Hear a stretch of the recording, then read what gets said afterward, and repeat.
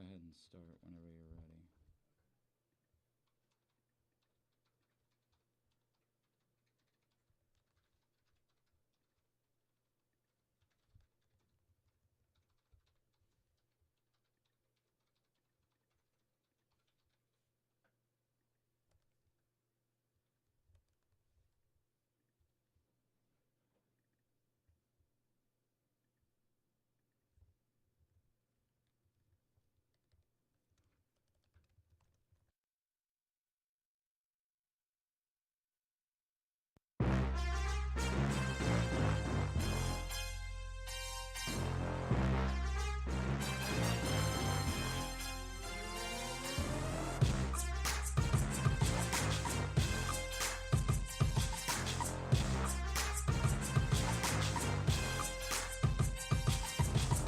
And now, introducing the only man worth 10 years of $320 million, if for nothing else his lovely singing voice and incredibly dry wit. His gentle caress and longing gaze with those deep baby blues will make you feel as warm and cozy as a swaddled newborn baby. He is Glenn Clark. Join a proud new generation of Baltimore police and make an active difference in your community. Start with competitive wages and excellent benefits on day one. Join for good at bpdrecruit.org. Good morning. It is a Monday edition of Glenn Clark Radio.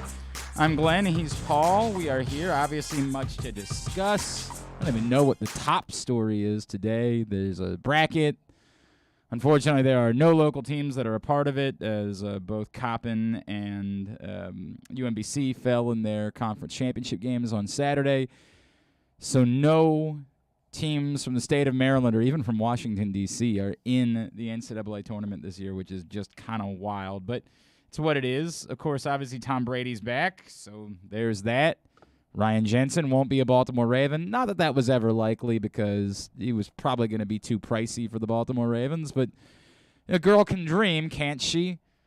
And they're baseball players getting ready to do baseball things. Still waiting on the big dominoes to fall, of course, in free agency. We saw with Josh Donaldson's headed to the Yankees. And, there's just all sorts of stuff going on. So we'll cover all of it this morning here on GCR, coming up on the program today. Dan Duquette is going to join us in just a few minutes. Of course, the former Orioles executive vice president, or whatever the hell you want to do, the assistant to the regional manager. We'll talk to him about what ended up coming from the new CBA and what's good, what's bad, what makes sense, what doesn't make sense, and probably talk a little bit about where the Orioles are and whether or not right now it makes sense for them to be spending big money on a top free agent. Of course, the Astros apparently are back involved in the Carlos Correa sweepstakes. The word is that the Yankees are serious. They're not paying that money for that type of player. That's why they made a move like that last night instead. They're just not doing it. I think a lot of people assume that when the Cubs made the Andrelton Simmons move, that probably took them out. They were saying publicly it didn't take them out of the Carlos Correa sweepstakes, but I don't know. We'll see. We're trying to move things along quickly. Spring training games start this coming Thursday, so trying to – and not that Carlos Correa needs to be a part of the first week of spring training games, to make that abundantly clear. But you'd like to see that movement at some point. We'll talk to Dan Duquette. If the Orioles miss out on Carlos Correa, are you okay with I don't even know we can call it missing out. We still don't know exactly what's going on here. Right, but let's say that they don't sign him. Would you be okay with like a Trevor Story for 5 years to 180? I don't expect that to be the case. I expect Me either. Right now that this, if they were in on Carlos Correa, it was a unique scenario related to Mike Elias. And that's not we want to spend a boatload of money on a baseball player. It's at some point we're going to spend a boatload of money on a baseball player. Here's a really unique one that we happen to have a really good relationship with, and is a guy that we literally drafted and we feel quite strongly about, and we think can be a centerpiece type of player for something that we're doing here. So we'll consider it. Trevor Story is not a centerpiece. He's a nice player. Don't get me wrong. Like, he's a nice player and a guy that you'd like to have on your team. But he's not a centerpiece to something like this. So I just don't think there's a big money contract if they're not in on the Carlos Correa conversation. Certainly, and it was more of a leading question than anything else, because there are people out there who are saying, well, maybe they can sign this guy or that guy, and I agree with you. I think it's more unique to Carlos Correa than anything else. I agree that eventually... If it even is. You know Right. what I mean? Like, I keep coming back to that. I still have no idea if there is. I am not debating or questioning Raul Ramos's reporting. What I'm more questioning is whoever gave that information to Raul Ramos. Mm-hmm. I just don't know. I don't know the seriousness of the Orioles' interest in Carlos Correa, and I, again, have good reason to be skeptical about it. But my gut tells me it's unique to Carlos Correa if it exists. Agreed. It's very unique in that way. Anyway, yeah, we'll talk more about that with Dan Duquette here in a minute. Later on in the program, we will check in with Jeff Ermann from InsideMDSports.com. The season is now over for Maryland basketball, so when are they going to have a coach? Who should we be paying more attention to? Is Kevin Willard still the guy that we all kind of have our eyes on at Seton Hall? I had a bunch of names that were just kind of thrown at me randomly this weekend, I guess because everybody started paying attention to college basketball again. There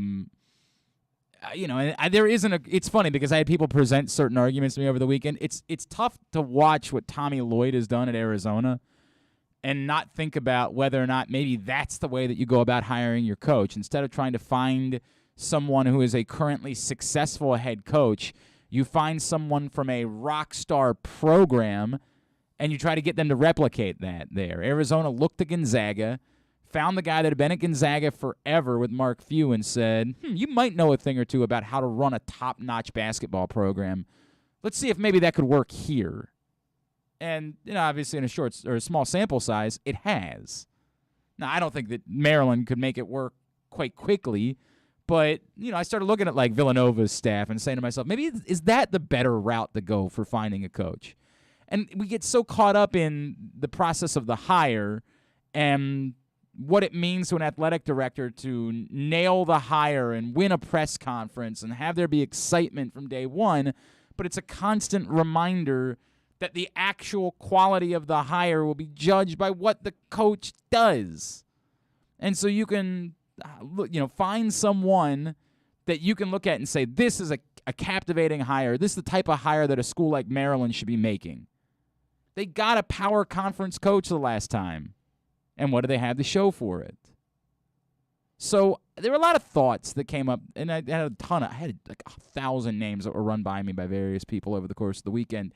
And it's funny because I remember what Jay Billis said when he was on with us when the Mark Turgeon move first happened. And he said, look, most of these names you're going to throw at me, and I'm probably just going to say yes because I think they're all pretty good coaches, and I think that all of them could make it work at a place like Maryland. And I have some of those feelings too, frankly, that while I had preferences, there's a boatload of guys that I think would be capable of doing a good job. Do I know that they will?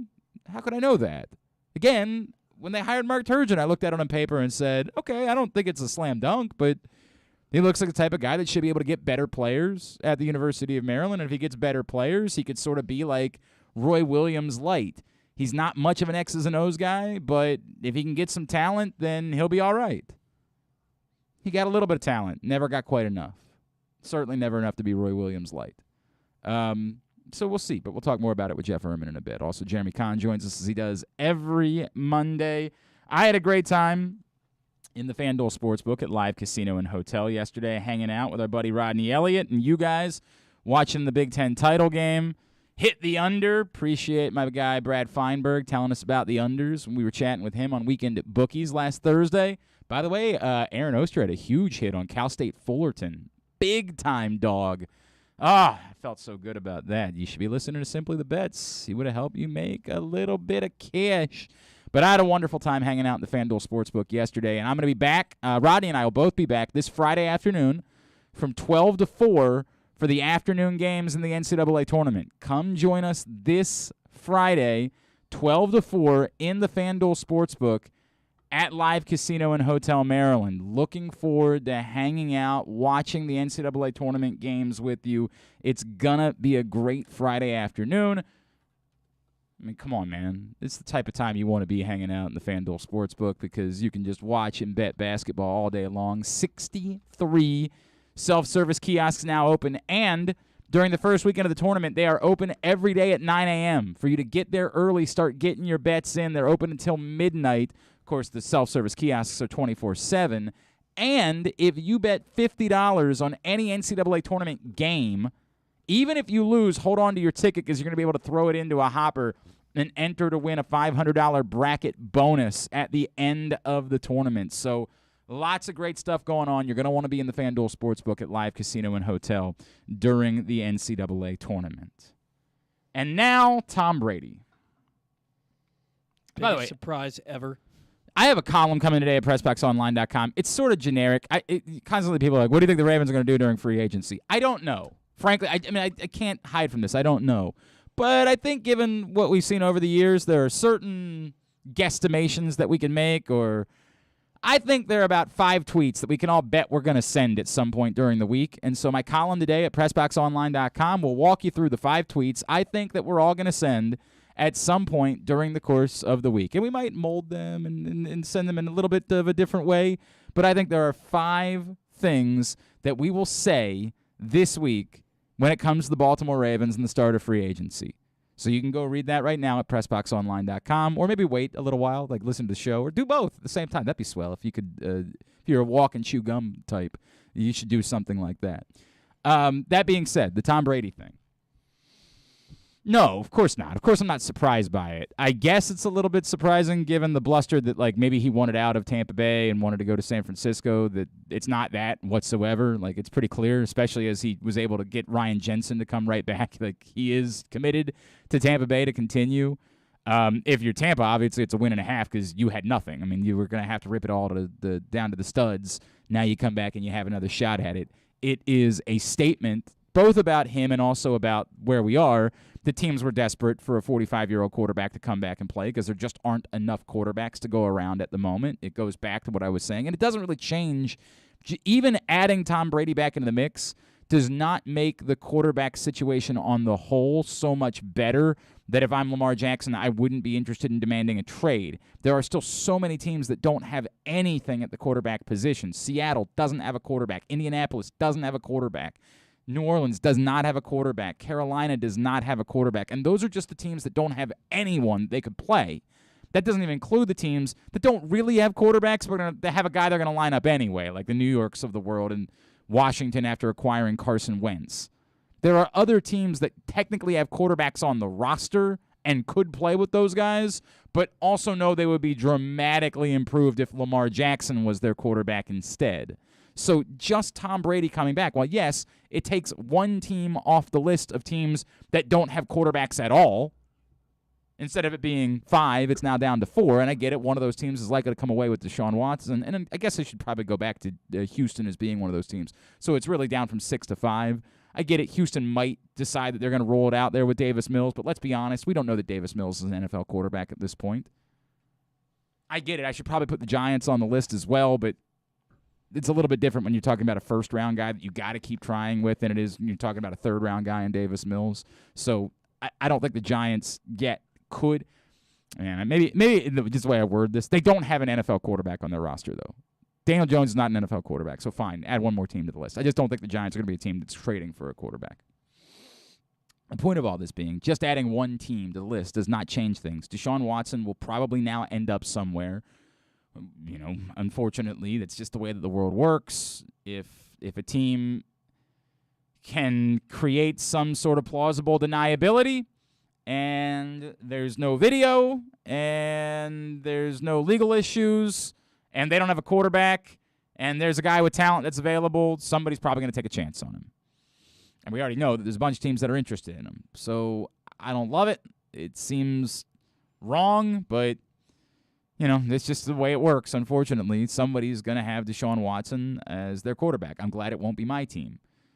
That being said, even that doesn't suddenly make it so that there are enough quarterbacks to go around. There aren't enough quality quarterbacks still, even with Tom Brady back, even once Deshaun Watson ends up on somebody's team. There still aren't enough quality quarterbacks to go around. There are still in the neighborhood of 6 teams at that point that don't have any sort of redeemable NFL quarterback on their roster. To the point where Kirk Cousins is still getting $35 million a year. Because if it's not him, who's it going to be?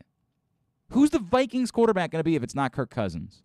And they could try to make a move for Derek Carr, but what's the significant difference between Derek Carr and Kirk Cousins? Right. I mean, I think Derek Carr's fine. I think he had a very good season a year ago, frankly. But is he drastically better than Kirk Cousins that you want to trade away draft picks in order to go get him, knowing you're going to have to pay him money instead?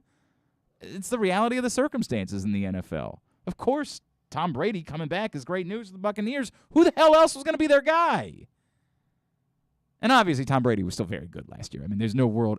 Trust me, I'm far beyond the world where I think it's just going to be Tom Brady falling off a cliff because he's doing things at an age where he's not supposed to be doing them. At this point, I was stunned that he wasn't going to try to play till 50. I don't know why this would be his final year, frankly, until he shows the actual signs that he can't do it anymore. If I'm Tom Brady, I just keep playing. Why not? Play forever. Play until you literally can't play any longer.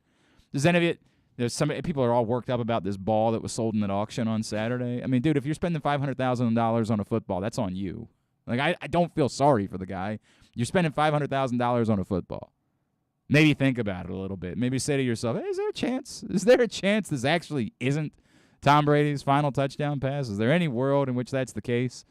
And if you've got $500,000 to spend on a football, the other thing I'm going to guess is that you're going to be okay. Like, your life's going to be all right. I don't think we need to feel too sorry for this guy to spend $500,000. It's a bummer that it takes Ryan Jensen off the board, but as I said before, I don't think Ryan Jensen was going to end up being a Raven anyway. If you can't afford Bradley Bozeman, you can't afford Ryan Jensen. I don't know how drastic the difference is going to be in the money, but probably the case, probably true. You could hope that there was some sort of emotional ploy that made Ryan Jensen want to come back to Baltimore where he's kept connections. He's still very involved with Show Your Soft Side. You know, you could have hoped for those things, but it was never likely to be the case whatsoever. So, yeah, I mean, that's a bummer, but probably doesn't really impact the Ravens in a tangible way. We'll see as the tampering period gets underway today. We'll start to see agreements be reported on, and while free agency doesn't technically start until Friday, things will start falling into place today. All right, when we come back in, Dan Duquette is going to join us. Of course, you know Dan Duquette, former Orioles general manager, but not really. Executive vice president was his actual title. We'll talk to him about how things ended up shaking out in the CBA and what matters and what doesn't as far as what's coming to baseball. That's on the way. It's a Monday edition of Glenn Clark Radio. Sports fans, the wait is over. The all-new FanDuel Sportsbook is now open at Live Casino and Hotel in Hanover, Maryland. This is your chance to win big right in your own backyard. Bet on every sport with self-service kiosks and watch all of the action from the best seat in the house. Make every moment more at the all-new FanDuel Sportsbook at Live Casino and Hotel in Hanover. Please play responsibly. Gambling problem? Please call 1-800-GAMBLER or visit mdgamblinghelp.org. That first sip. That first bite. Start your day off right with a delicious breakfast at Royal Farms. Choose from a fantastic selection of fresh Royal Farms breakfast sandwiches and top it off with a rich hot cup of the freshest coffee in the world. At Royal Farms, breakfast is available day and night. It's the freshest breakfast in the world. Real fresh, real fast. Royal Farms. The newest edition of Press Box is available now. On the cover, we celebrate the 20th anniversary of Maryland men's basketball's 2002 NCAA Tournament Championship, as Gary Williams reflects on how the program rose from the ashes of NCAA sanctions to the pinnacle of the sport, and why his perspective of the title run has changed now 2 decades later. Plus, Juan Dixon, Lonnie Baxter, and the rest of the team relive the moments that ultimately led them to cutting down the nets in Atlanta. Press Box is available for free at over 500 area locations, including 60 Royal Farms stores. And you can always find the entire edition, as well as the best daily coverage of the Orioles, Ravens, and Terps at PressBoxOnline.com. Gambling can be a fun and entertaining experience, but there are risks involved. If you're planning on betting on the game at the casino or on your phone or computer, know your limit, stay within it. Set a budget and a time to stop. Remember, gambling isn't a financial solution, and it doesn't mix well with alcohol or drugs. Know the risks and have a plan before you begin gambling. For free and confidential services, call 1-800-GAMBLER 24/7 or go to helpmygamblingproblem.org. The biggest pro wrestling stars today and all time all have one thing in common. You've heard them on Jobbing Out. Matt and Nick Jackson, the Young Bucks. Thanks for having us, man. Appreciate it. The great Kurt Angle. Thanks for having me on the show. I appreciate it. Matt Riddle. Yeah, man. Thanks, man. The champ, Drew McIntyre. Oh, thank you for having me. The great Ron Simmons. Damn. Keith Lee. Appreciate you guys having me, man. Bill Goldberg. My pleasure. Charlotte. Thank you so much for having me. Mick Foley is with us. This is the greatest name for a wrestling show I've ever heard. MJF. I'm glad you're happy I'm on this show because I'm freaking miserable. Le champion. Chris Jericho. Le champion. AJ, Aaron, Brandon, and Glenn are talking pro wrestling every week on Jobbing Out. Find it at PressBoxOnline.com/radio, iTunes, and SoundCloud. Stay tuned. Your chance to win $1 million is coming up. Probably not from us.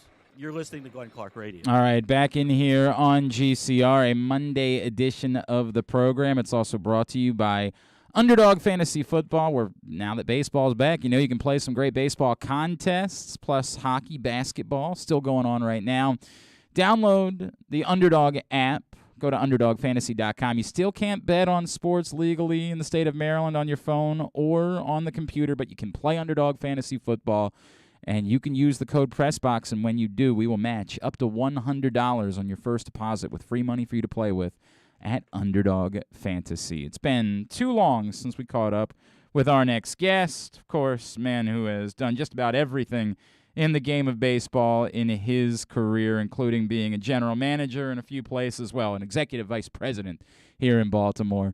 He is our friend, Mr. Dan Duquette, and he's back with us now here on GCR. Dan, it's Glenn and Paul back in Baltimore. It's great to chat with you as always, sir. Thank you for taking a couple of minutes for us. Hey, good morning, guys. How are you? Everything is good. How you doing? What's up? What's going on in your world? Good. Well, baseball is back, right? Yeah. It's significant for sure. Yeah, so I'm doing some consulting. I have a couple of clients that are in the pro sports space that I've been working with, and that's what I've been doing. And we've also been delivering some critical PPE for some large institutions. We made a delivery to the state of Maryland last year, so that's what I've been up to. Well, that's wonderful, Dan. That's an incredible thing for you to do. Is obviously we all needed to do our part during the course of the last couple of years, so I appreciate you doing that. So yeah, thank you. When you heard about everything that went into the new CBA, what jumped out at you as being like the most impactful part of it for the game of baseball? Well, I thought the most important part that would redistribute some of the resources was that the younger players were going to be paid better. And you saw the increase in the minimum salary for the young players. You saw the appropriation of another $50 million appropriated to the young players before they were eligible for the arbitration process. And so the players that are performing when they come into the league with less experience are going to be rewarded by making more money on a base salary, and then the ones that perform are also going to be given some additional money. So I thought that was the best part for the players, because that, the clubs are dependent on these young players to come up and do a job, and these players are getting rewarded for contributing earlier in their career. So I thought that was the best thing that came out of this agreement. Dan, do you feel like everything that's been done between that and the draft lottery will end the concept of full-on tanking in baseball? Do you feel like the lengths that were taken will do away with the idea of like a full-on – obviously, there are always going to still be bad teams, right? Like not everybody can win 90 games every year. But do you feel like this is enough that tanking, purposeful tanking for multi-years, will be something that we no longer see in the sport? Well, I hope so. I've never been a proponent of tanking. I think you should try to look at your club and try to do as much as you can to help your club be competitive every year, because you never know what's going to happen. You don't know who's going to come up and blossom, and you don't know when you're going to have the pitching together, and you don't know when your injuries are going to happen. And a couple of clubs that tried the rebuild, strip down the major league club, lose 100 games.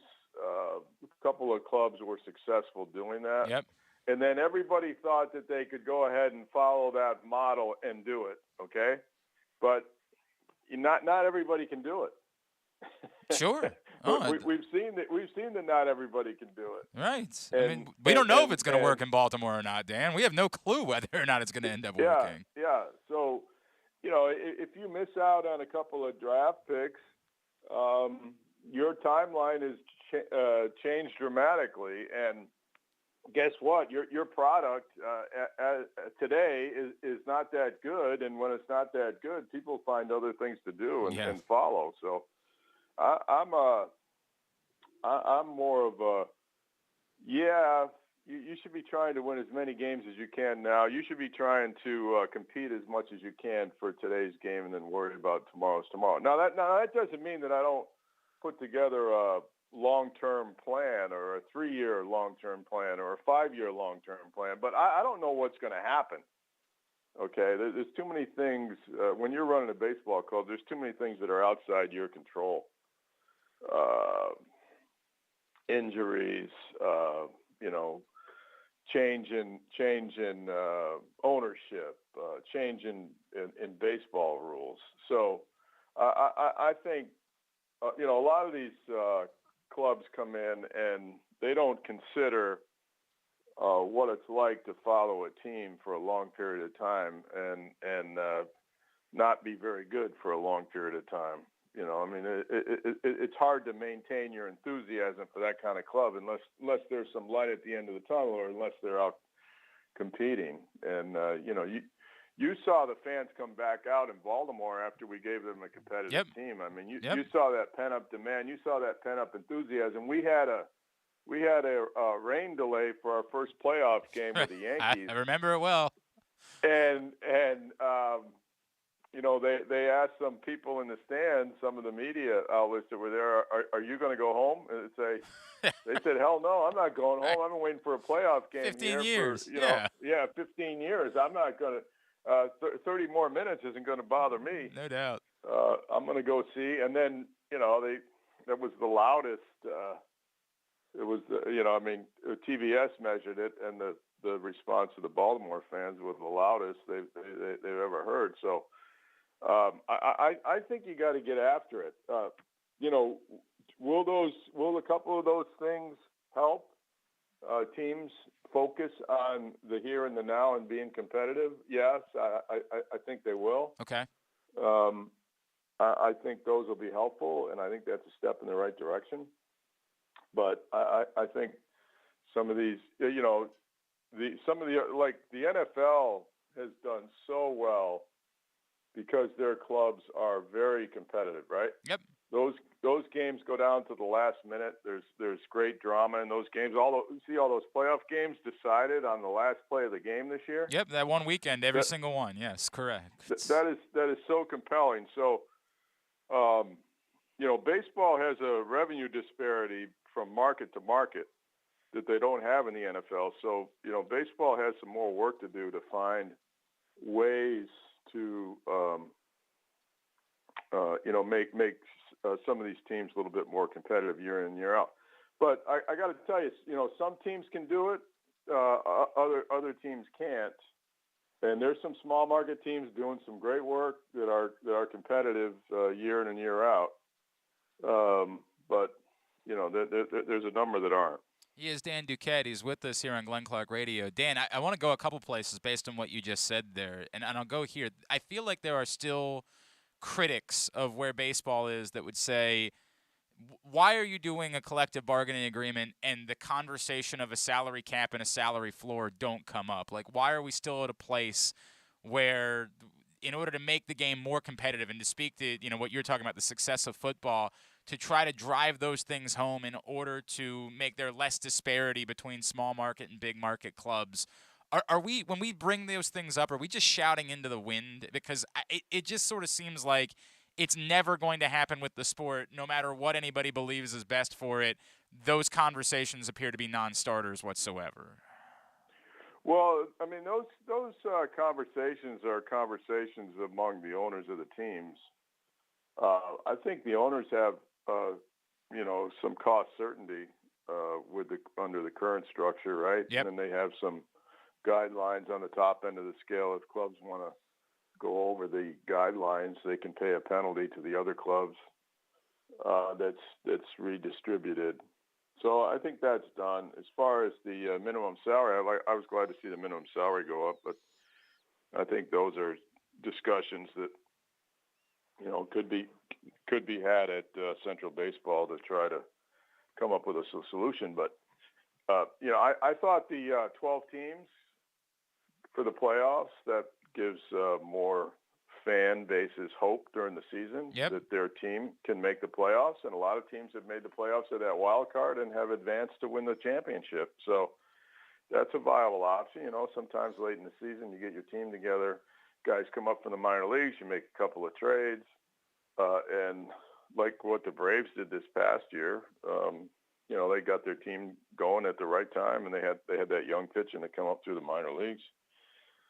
And they went all the way. So I think that's a good step in the right direction. More teams can be in the playoffs and be alive later in the season.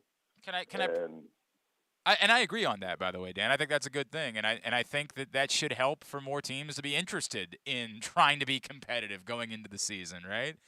Yeah. Let me go this route if I could. Can I present a hypothetical to you, Dan? I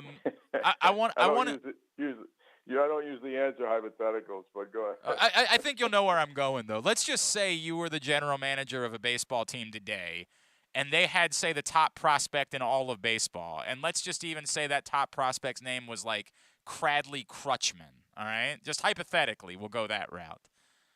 The rules now say that, hey, if you bring your guy up on opening day and sacrifice that year of service time, you can get draft pick compensation for that. What exactly that is, I still haven't been able to get anybody to define for me. But there can be draft pick compensation for you if you bring your guy up on opening day, the hell with the service time thing, and he ends up having an outstanding season, and he's in the top 5 of Rookie of the Year voting. If you bring him up 3 weeks later, and he ends up in the top 5 of Rookie of the Year voting, you're going to end up losing that year of service time anyway, so you might as well bring him up. But there's, of course, still the scenario where you bring him up, he has a decent season, he's not in the top 5 of Rookie of the Year voting, and you get to keep an extra year of service time anyway. Is the rule change with the draft pick compensation enough that you feel like general managers and organizations will put their top prospects on their opening day roster, or do you still think there's a scenario by which they say, no, it's just still not worth it to us. We need to prioritize making sure we keep an extra year, and the difference in a couple of weeks is just not significant enough? Yeah, well, I mean, clubs are going to decide that on a case-by-case basis. I think you'd have to take a look at, what kind of, gravitas you have with your team, right? How many really good difference maker players that are difference makers do you have, and how long can you keep that group together? I remember when I took over the Expos, I took a look at the players in our farm system, the players we had on our major league team, and I said, we're going to have a terrific team, 3 years from now. Mm-hmm. And that was the 94 Expos. But I knew all the players. I could project them. I knew what their ages were going to be. I knew what their abilities were going to be. I knew how much time they had in the major leagues and what else they needed to do to develop their skills to be top quality major leaguers. And we put all our focus on having a great team on 94. Unfortunately, yeah, it didn't. Right. It was a strike year, yeah. But that's when we had that crew together, right? Yep. That's when that crew was blossoming from the minor leagues. That's when that organization was maturing. So I think that's like on a case by case basis. Each organization will have to take a look at it, and in the Orioles case, they'll have to take a look at, when they think that these players that they have in the minor leagues will mature and be big leaguers. And then they'll have to take into account what they currently have in the big leagues and how long they can keep that group together under the current constraints of their market. But the good thing is that when you get a good competitive team and your team is good, the fans notice, right? They come out and they watch them. They watch them on TV. They come to the ballpark, and that allows you to do some economic planning as well. So, but I don't think that really answers your question. And I get that it's tough by case. I guess I'm coming back to, is it as simplistic as saying, if there's a risk of a guy ending up in the top 5 of Rookie of the Year voting anyway, and I think we all think if you've got the number 1 prospect in baseball, whoever he is, there's probably a fairly good risk of that. That why wouldn't you just put him on the opening day roster to begin with, because you could at least recoup some draft pick compensation if that were the case? Well, right. And how old is Adley Rutschman? He's 24. Yeah, he's 24. 23 or 24 years old, right? Yeah. I mean, yeah. When do catchers peak in the major leagues? I mean, Adley Rutschman's got all the tools to be a good major league player. He had experience in Double-A. I saw him last year playing Triple-A. He looked pretty good to me. Looks like he's ready age-wise and skill-wise. He played at a major college program too, right? Yeah, won a College World Series, in fact, at Oregon State. So I mean, he's got a lot of good qualities. Looks to me like he's probably ready for the big leagues. What the Orioles do, I mean, that's up to them. But based on his age and his skills, he's probably ready for the big leagues. And that provision in the new collective bargaining agreement is supposed to encourage teams to look at, including the very best players in the big leagues. I mean, I think the fans all over baseball, right? They like to see the best players. Yep. They like to see the best players in the big leagues. I mean, that's why they call it the big leagues, right? That's what it's about. 100%. Yeah. If the guy's ready, let's have him here. What are we doing? What are we sitting around waiting? But we've also always understood it. You needed to make good business decisions for your organization. Like it was foolish to say we'll bring him up today when there's a genuine benefit to just waiting for 2 weeks in order to bring him up. So we have always understood it. Sure. You get another year. You get another year of control on the other end. Dan, if I could, I want to run more by, and I know I appreciate the time that you spent with us this morning. There was a report a couple weeks ago that the Orioles were interested in Carlos Correa, which seemed crazy, right? Because as you know, this is an organization that has never spent that type of money on a ball player. Like that's never happened. We're talking about 10 years and $300+ million. At some point, if this thing is going to work out, when you do something like this, do you need to spend that type of money on a baseball player? Do you need to say, hey, if we're going to be serious, we might have to do something we've never done before in order to make this work? Because just counting alone on all of our draft picks and all these guys all being hits, that might not be enough to make yourself a championship. You guys, obviously, you did everything you could, right? You had all the talent and it, unfortunately, a couple of injuries, and it didn't work out in 2014. Do you need to be willing to go that route of spending that type of big money in order to close the gap? Yeah, well, having a good team year in and year out is more about having a proven philosophy for developing your team. And the best way to develop a team, to have a good team year in and year out, is to have a strong farm system and aggressive scouts that can identify talent. That is the best way. That's the only way I know it, so that you can have a foundation of talent in your organization.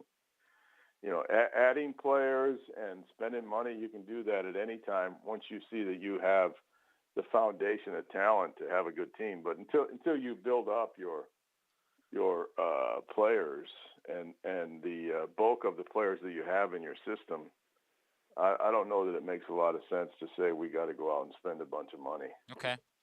We got to have a bunch of good players first. Right.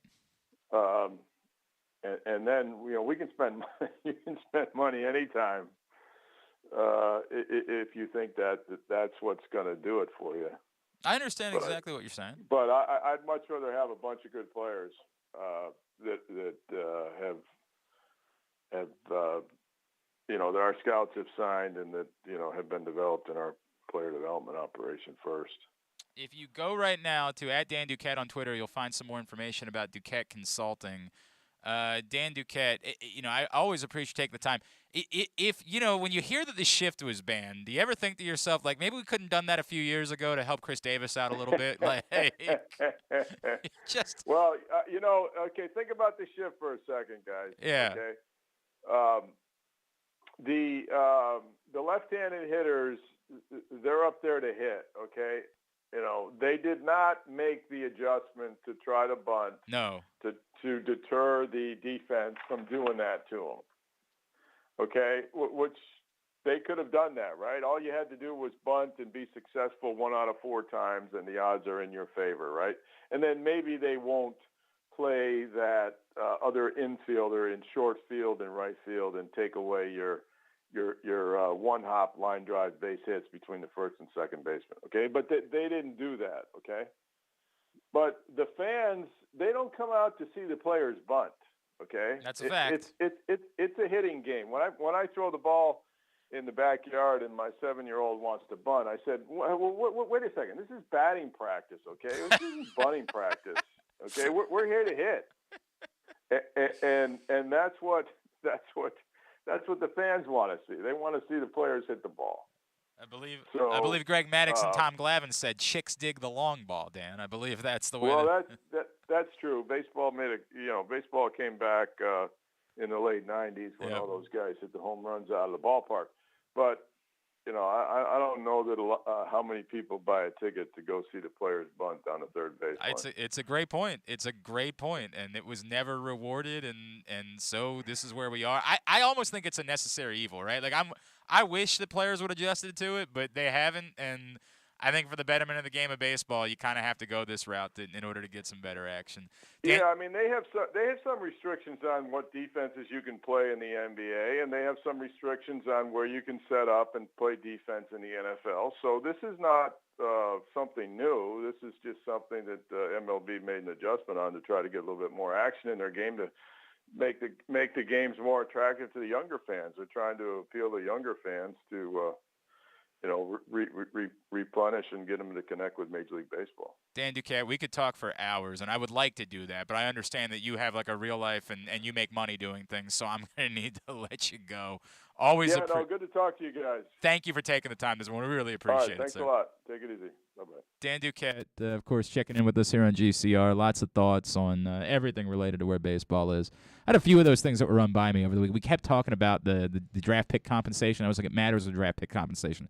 It was presented to me this way. The reason why people in baseball are so confident that this will end the service time manipulation is because of exactly what I said. If you've got a prospect that you think has a chance at finishing in the top 5 of Rookie of the Year voting, and you're running the risk of losing the service time anyway, why wouldn't you attempt to recoup the compensation in the process, whatever the compensation is?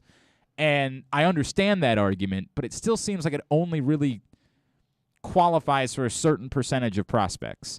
Like, that could easily be the answer on Adley Rutschman, right? But is that really the answer on insert whoever Kyle the next? Stowers. Sure. That's a great comparison. Is that, or even Gunnar Henderson when he gets here? Right.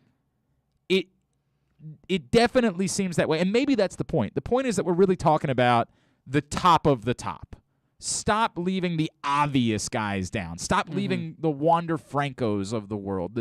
Chris Bryant. Those types of guys. Everyone knows, and you want to see it in the major leagues. Nobody right now is going to go.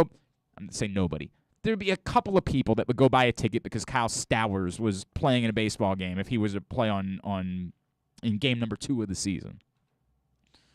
But the guys that people would actually pay money for to see play, get them here. And those are the guys that are likely to be in the top 5 of Rookie of the Year voting anyway. So if you think there's the chance of that, why wouldn't you just put them on the opening day roster and attempt to recoup whatever compensation you can get? And so that was sold to me by a couple of people within baseball over the weekend as to why the actual compensation is not – I would still like to know what it is, right? Like, I would still like to get that answer. But it's maybe not as significant as I painted it out to be, that it needed to be a first-round compensatory pick, because if you're running the risk of losing the year of service anyway, you just take anything that you can get back for losing that year of service. Right. So I'd listen to that argument. But we're still talking about a very small percentage of – you're not going to go into a year assuming – like, give me a couple other guys that – who are other guys that you think could end up making their Orioles debuts this season? Robert Newstrom, Yeah, Patrick Dorian. Sure, Taryn right? Vavra. None of those guys fit the bill of a player that you think there is any risk of them being – now, it's not to say that there couldn't be an upside or an upside-down world where they go off, and they are in the top 5 of Rookie of the Year voting. And, well, damn, that sucks for you because you didn't see that coming, and you lose a year of service time because of it, or a year of control because of it. They get they lose – you know what I'm trying to say. I'm just not saying it well, despite the fact that I talk for a living. But you would lose a year of control in the process. But you're not going to work under those assumptions, so you're not going to make those decisions for those players. Those players, you're still going to leave down, and you're still going to prioritize service time with any sort of player like that. But the top of the top, the best guys, you want to bring those guys up. Put yourself in a position to get something back should they finish in the top 5 of Rookie of the Year voting. And say that compensation pick is a 4th-round pick. You got Kobe Mayo in the 4th round, and people are so high on him. And that's true, right? Yeah.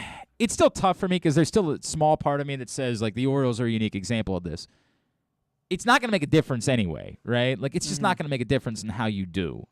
So what is more valuable? How do you measure the value of draft pick compensation versus the year of service time for a player like Adley Rutschman, and then combine into that, trying to do a percentage play on the likelihood of him ending up in the top 5 of Rookie of the Year voting? And it has some conspiracy theorists have pointed out, there is some world in which you can further attempt to manipulate this. You could further attempt to say, hey, if the team's no good, we could always just force the guy to sit down in August and September and make sure he doesn't end up in the top 5 of Rookie of the Year voting. It's a dark, twisted conversation that you're having, but it's the type of thing that, like, you have, again, what is it that I'm pursuing? Why do I not make that decision? Why, if this guy goes on a slump in August, do I not use as an excuse to say your season's over, we're shutting you down if the team's no good, and try to make sure he doesn't end up in the top 5 and protect my year of – now, again, that's irrelevant if he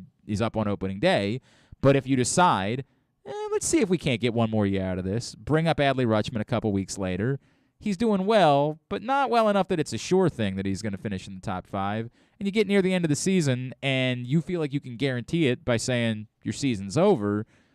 Did this really accomplish what you wanted to accomplish for the players? It's why I still think the draft pick compensation side of it matters. I still think you need to have a real carrot that's looming out there to say, all right, we're not even going to consider anything else. That is too much of a reward for us to even think the rest of the equation through.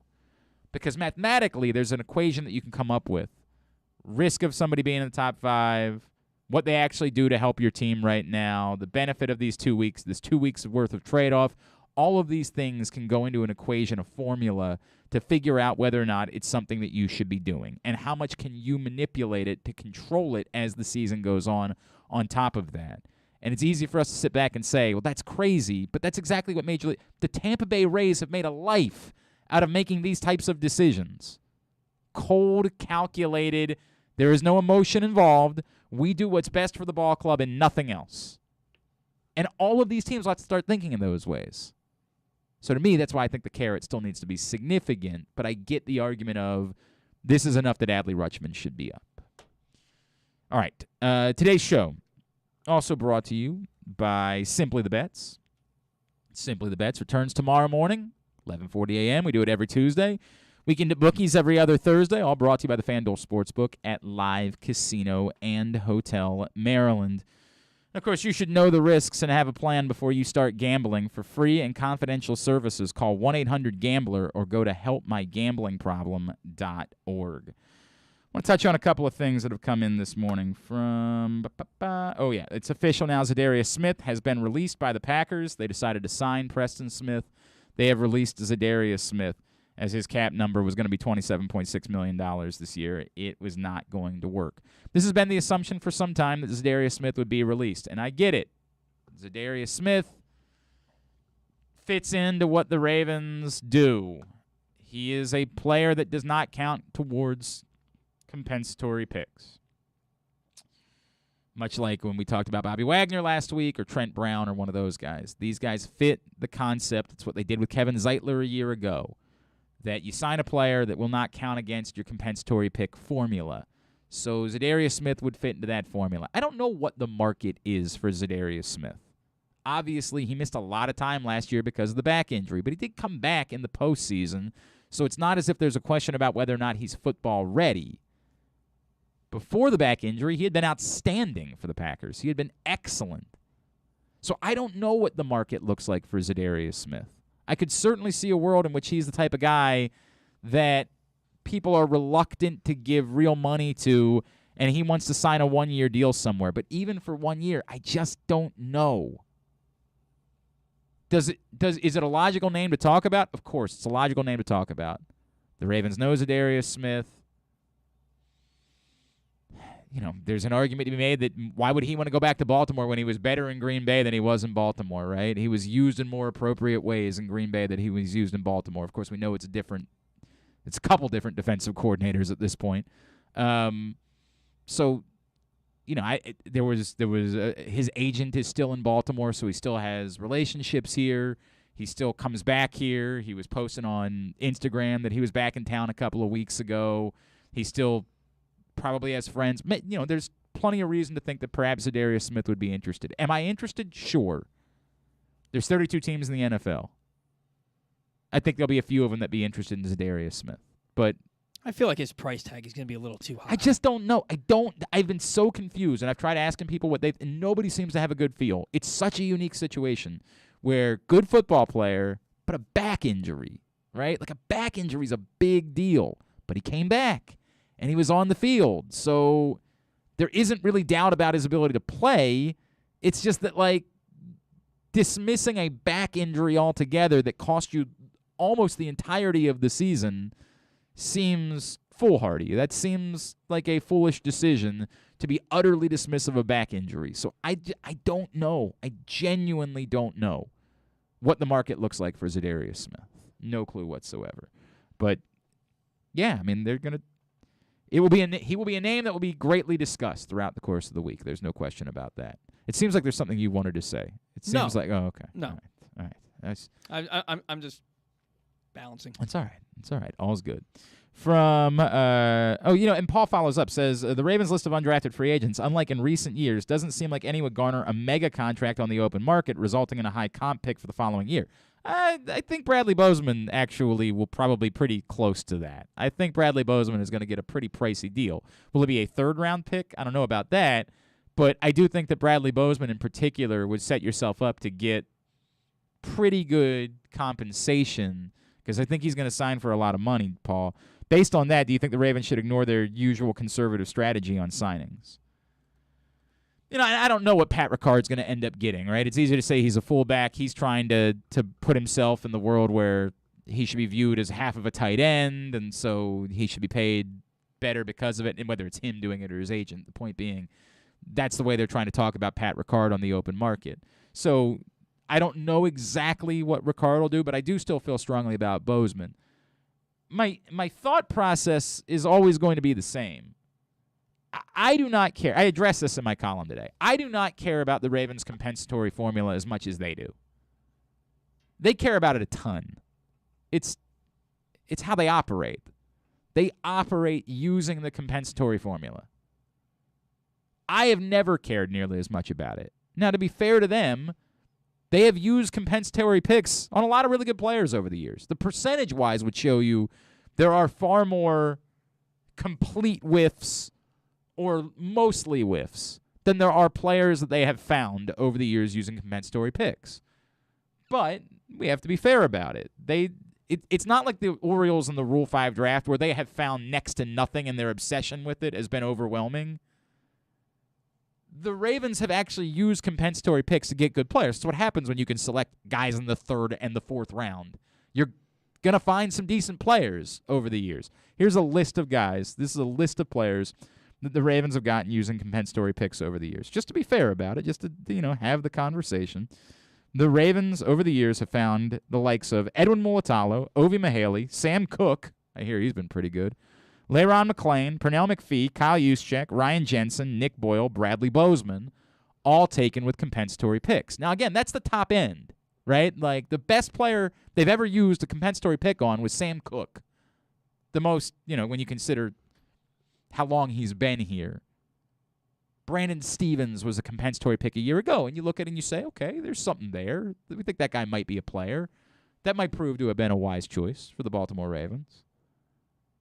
But it's not enough for me that I say it's what you're focused. I've never believed in that. I get it. There's merit to what the Ravens have done, but I've never celebrated it the way that they have. When we start tweeting out about how they have owned the compensatory pick formula and they've had the overwhelming most compensatory picks in the history of football, that's never meant much to me. Have they gotten good players with that? Yes, they have. There are a boatload of whiffs. The Brian Rimpfs of the world. David Hale. Overwhelmingly, and it's not close. I think the number is somewhere in the neighborhood of 52 compensatory picks they've had over the year. I got to double check on that math. But I found 1, 2, 3, 4, 5, 6, 7, 8, 9, 10 guys. 10 guys. A fifth. And none of them were superstars. There were nobody in there that's going to be confused with even a borderline Hall of Famer. But 10 helpful pieces with 50 of these picks. Haruki Nakamura was another one I thought about putting on the list, who was, a fine player. He was fine. But, he might be the 11th best ever that they've had with a compensatory pick. Haruki Nakamura. No offense to Haruki, who I love. Great guy. Tremendous human being and a solid football player. But that's what you can find. Is it really worth not signing a known commodity over the hope that what you're going to get is a Pernell McPhee or a Kyle Juszczyk? And I actually think that's a pretty simple answer. It's no. I've never felt that way, and I'm not going to feel that way. But we know the Ravens do. And there's no reason for me to expect that to change. I get your point, Paul. It's not like they've got a class that's going to lead them to, 3 guys that are all going to go out and get massive contracts. But Bradley Bozeman in particular seems like he's likely to get a pretty big contract. And Pat Ricard will get enough, I think, that he'll help them in this formula as well. So do they sign one true free agent, cover up one of those, and accept that the other one's going to get them a pretty good compensatory pick? That seems somewhat not only plausible, but I would almost go to the extent of likely. Like if I had to bet, there's one guy that's a true free agent they end up signing. And not for a big money. As I've said all along. I like Tyrann Mathieu as much as the rest of you. I don't think Tyrann Mathieu's coming to Baltimore. I get it. We all want to read into him tweeting back and forth with guys. And, he's coming to Baltimore. I don't see it. If I tweet back and forth with Topanga long enough, am I suddenly going to be able to go out on a date with her like Ben Savage got to once upon a time? That was a big story for me this weekend. I just don't see it. But could I see them signing one guy who's a true free agent because that covers up one of them and they still are left with this, and then they try to sign somebody else who was cut, and that's what they do? That sounds about right to me. That sounds about what the Ravens would do in free agency. They signed one player of significance that was a player that was cut. They signed one player of somewhat significance that was a true free agent, and there's your free agency. And then after that, we go back to the things that we always say. The Ravens' offseason will be defined by the draft. It'll be defined by can they find somebody post-June 1st when the compensatory pick formula is no longer part of the equation. A year ago they did that with Justin Houston, and they got something from Justin Houston. More than they got from Alejandro Villanueva, who they didn't wait out until June. They signed him in May. They got something from Justin Houston. I don't hate the Justin Houston signing. I guess Calais Campbell still has to be considered as part of this, too, now that I think about it, Paul. We don't know that Calais Campbell's going to re-sign in Baltimore. If he does, then it's moot. But if Calais Campbell ends up somewhere else, I get he's at an elevated age, but I don't think it's going to be for cheap. I don't think anybody's signing Calais Campbell for $2 million. If he signs elsewhere, they could be for a lot of money and would also factor in the compensatory formula. So we'll see. I get it. We are all thinking that Calais Campbell's going to end up back in Baltimore, and the way that he played last year, I would say that I hope that he ends up back in Baltimore. I still think he's got something to offer despite being in an elevated age. But if he ends up somewhere else, that could also factor into the Ravens' compensatory formula. And from Ryan says, Glenn, how much of the UMBC game did you watch? Why is Vermont in a league with all of those teams if they're just that much better? I watched a good bit of the UMBC game on Saturday. I don't know, man. What league do you want Vermont to be in? Do you want them to be in the ACC? It's Vermont. You got to step your game up. Try to get better. John Becker, I think, is somebody that absolutely should be in play for the UMass job, for example. I know Rhode Island's available, too. I think John Becker should be available or should be in play for either one of those jobs. And both those jobs, of course, being jobs that probably make sense for Pat Scarry as well. Towson is in the NIT. They're going to go to Wake Forest on Wednesday for a game. I don't really understand the point of having the NIT if not all the games get to be on TV. I don't really get that. That doesn't make any sense to me whatsoever. Unfortunately, the Towson game is not on TV. It's an ESPN Plus game. So it's just what it is. I don't know what to tell you. It's what they do, man. I really don't understand that. They're like, you own the tournament. Why not just make sure all the games are played at times they could be on television? What is the point of this if it's not happening on TV? I really, and I mean that, I don't understand. I'm not trying to diminish the value of Towson getting to play. It's cool for the players. It's cool for everybody involved. They get to play another game and go to a place like Wake Forest in order to play it. And if they were to somehow win that game, I don't care if Wake Forest stopped trying because they missed out. It would be very significant for Towson to go win a game at Wake Forest, no matter what the circumstances are. And I get that ESPN Plus is far better than some of the other streaming service. More people have ESPN Plus than have Flow Sports or some of these other streaming options. But what are we doing here? Why do this to not get the game on TV? The idea of participating in something like this is there's value because they're the only games that are on. And if you want to watch basketball on Wednesday night, you could watch the Towson game. I guess the first 4 games are on too, but I don't know, man. It's just very weird to me. Very weird to me that they would do this tournament and the game wouldn't be on TV. That's a bummer. But yeah, Vermont's good. You try to go beat them. UMBC did it in 2018. They proved they can do it. You want to try to replicate and build a program that's like Vermont, and you want to be the team that dominates the league for years to come. That's what Jim Ferry should be thinking about at UMBC. And no, Chris, do you think – I said something on Friday. I made it – when Coppin won to advance to the MEAC championship game, I sent out a tweet that said, there will be basketball novices who will now believe that the result of tomorrow's game will drastically change their opinion about whether or not Juan Dixon is worthy of the Maryland job.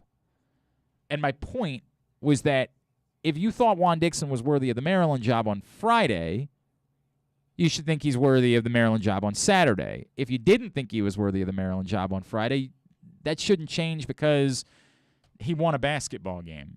Winning one basketball game should not alone be the difference in a coach's worthiness.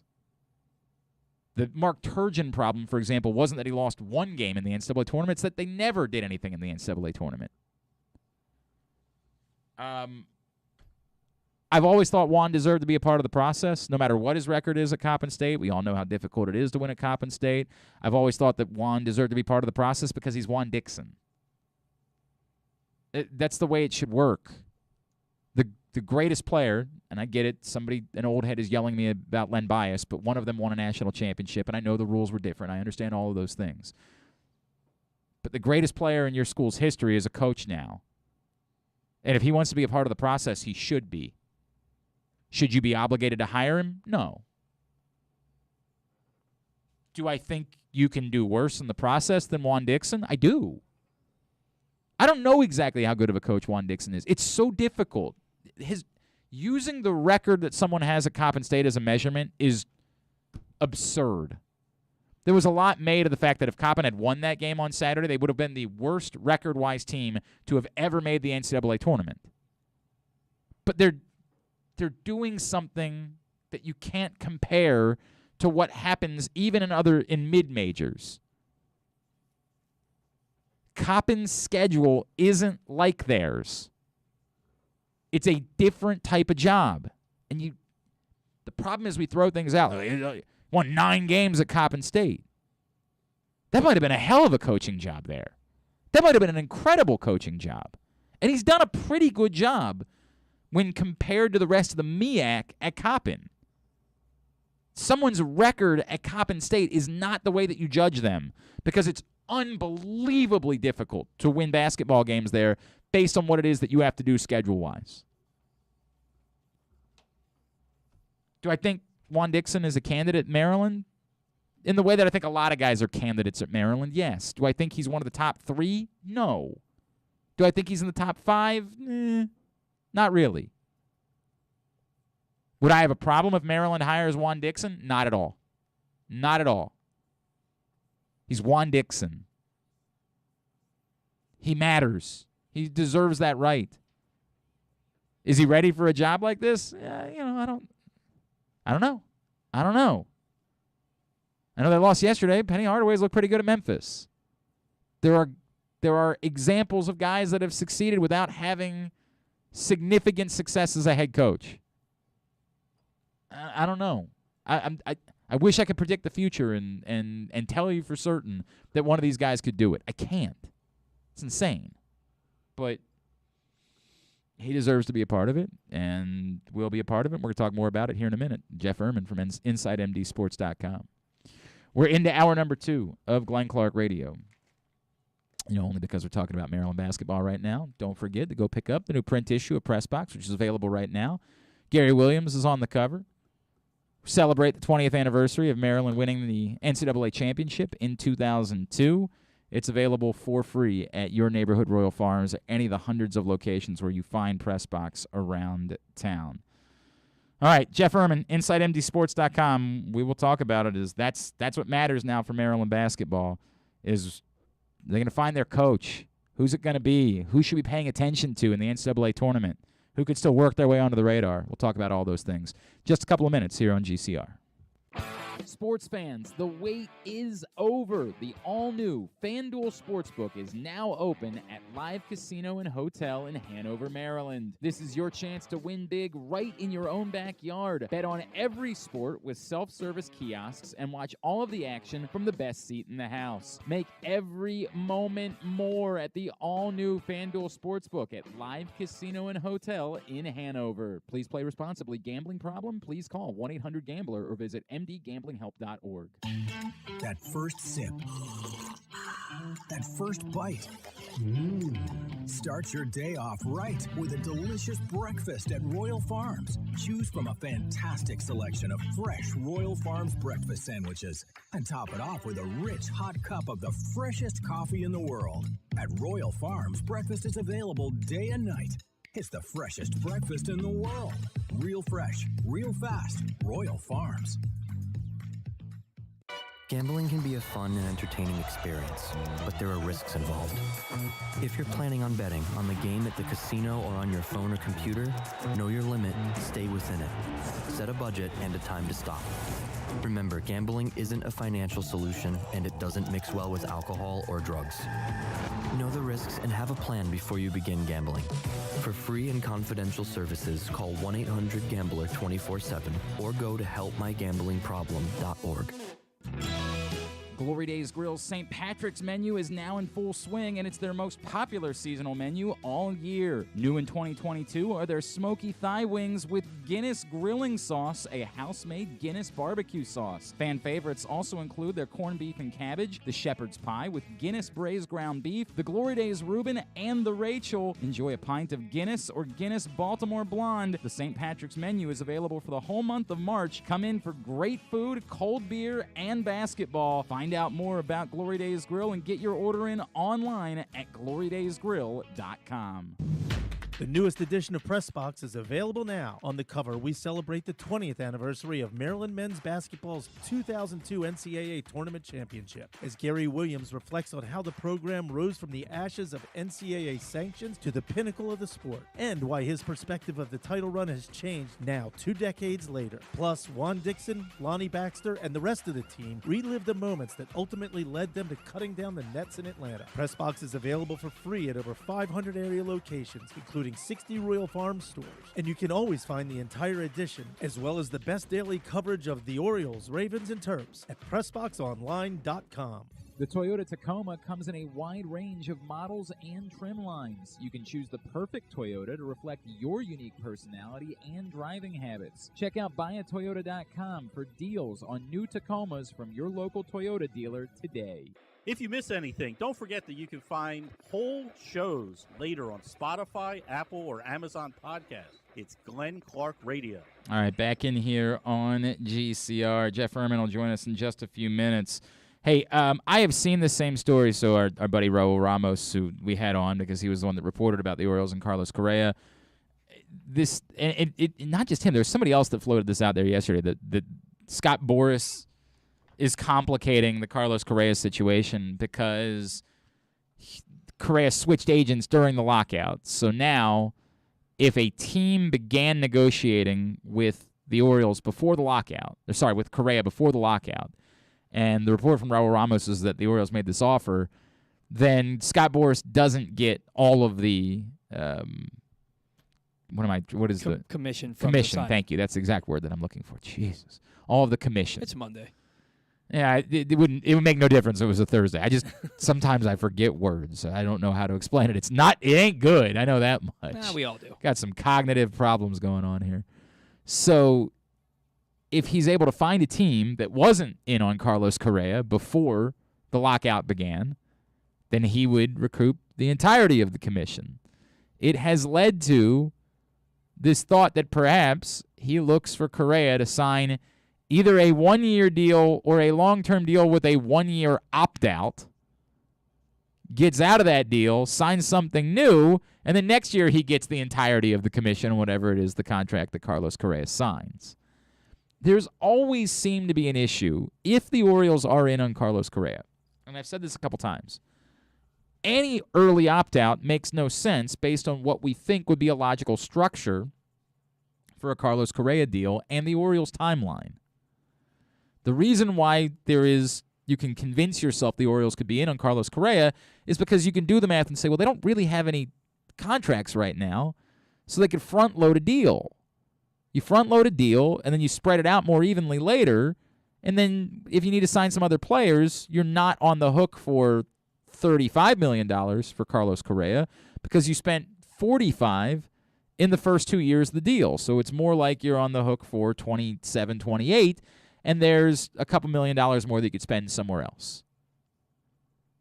But the Orioles, presuming they're still 2 to 3 years away from like championship contention at best, and adding that in with the idea that you front-loaded a deal, they don't want Carlos Correa to depart.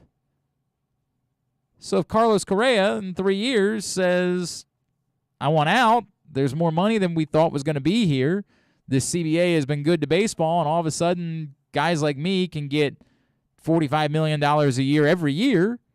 Obviously at that point probably not for 10 years, but an 8-year, $45 million a year deal, I want to sign that. But it's not logical to put that into a contract if the Orioles are trying to front-load the deal and knowing they're not likely to be all that good in the first couple of years. So both of those things could really prove to be poison pills for any possibility of the Orioles in a Carlos Correa deal. If you're a player of this ilk, it makes all the sense in the world that you want the ability to get out of your contract if you see that contracts are swinging a certain way. All the sense in the world. No matter who your agent is, no matter what the circumstances are, if you're Carlos Correa, you want to have that choice. Can I get out of my deal if the money changes drastically? Do I really want to be locked into this? I get it. We don't have any sympathy for it. We're certainly not sitting here saying, poor you. You'd have to suffer through making $35 million a year to play baseball. But I understand. You want to maximize your value. And if you think that there is some world in which a player of your ilk can be even more valuable in 3 years, you're going to want to have that option to try to go get that money. So if you're Carlos Correa, you don't really want to sign a deal that doesn't present you the option to opt out. And if you're the Orioles, you don't want to sign Carlos Correa to a deal with an opt-out because this is not your window. The first 3 years of this are not the years in which you're likely to be good. So I get it. I understand why it is that this might become an impasse, even if the Orioles are. And I'm predicating on this on the idea that the Orioles might be interested in Carlos Correa. These issues diverging become problematic, and we can blame Scott Boras for it, but it's really the nature of being a team that isn't there yet, trying to sign a marquee player to a 10-year deal. These things kind of don't work. Today's show also brought to you by your local Toyota dealer and buyatoyota.com. Make the most out of it every day in a Toyota RAV4, available in hybrid or gas-only models. A RAV4 can get you where you want to go in style. Check out buyatoyota.com for deals on new RAV4s from your local Toyota dealer today. Maryland basketball season over. Now it's time for them to shift fully into coach search mode, although a lot of the coaches we think they're going to be in on, they still have games to play and to coach. Joining us now, a man who's been on top of it at every turn. I always have to worry because there's things that I've learned in my own reporting, and then there's things that I know that I've gotten from InsideMDSports.com, and I don't want to give any of those away, so I got to be careful. But always appreciate our buddy Jeff Ermann taking a couple of minutes for us here on the show. What's going on, dude? How are you? You don't have to be worried about that, Glenn. I just make it all up anyway. That's true. That's a good point. I've heard that about you over the years. I've heard that. All right. So if we had to play a game, like if we put something at stake, you and I, maybe like a stake, right? Like if we made a bet on a stake, and we set a date. You said, here's the date where I think Maryland will have a press conference announcing their basketball coach. What would be the date that you would want in this stake bet that we would be making? That's a good one because obviously it sure seems like they're going to hire someone who's coaching the tournament. So when that person's eliminated, inevitably, probably before the Final Four, do you announce the hire immediately or does it go till after? So I would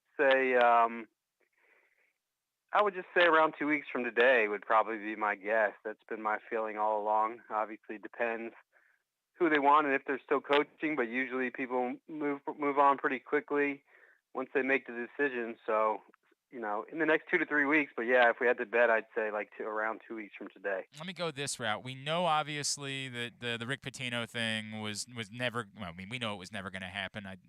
I think you and I might have a similar source on why I knew it was never going to happen.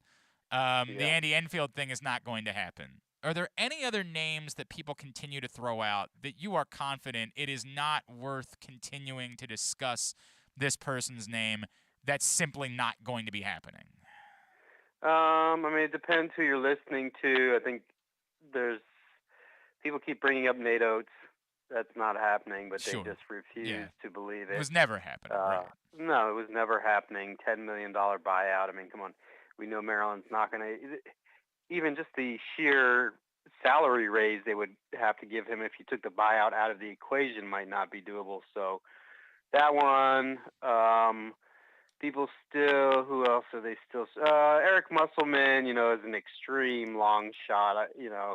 They still talk a lot about him. He's highly unlikely, although, I know that they've discussed him for whatever that's worth, but, he would cost a lot of money. He's got the number 2 class coming in at Arkansas, so that's another one. People like to talk a lot about Juan Dixon, obviously, for sentimental reasons. I think he'll get an interview. I think that's an extreme long shot. And then you just get these random people like Scott Drew or Jay Wright. It's like, what? Well, hang on. Scott Drew was going to Georgia, though, I thought. Yeah. Now that he's not going to Georgia, he's going to be looking for somewhere else to go, though, right? So, I get those every day, people yelling random name. I mean, I've heard one guy said Chauncey Billups. I'm like, did you just draw that name? We're just throwing out basketball names? I know basketball names, too. Scottie Pippen. Let's keep going. Let's just throw out Gugliotta. Like, I don't know what I don't know where Vinny Del Negro. Exactly. By the way, this actually sounds like a fun game of you and I just going back and forth saying basketball names. Yeah, we can do it for days. But no, for the most part, I think people have finally, most of them, and people are still not giving up on Pitino. Some of them, no matter what you tell them, they think because that one report came out, which was obviously incorrect right off the jump. They kind of have that still in the back of their head. But for the most part, I think people have pretty much accepted it's not going to be one of those guys.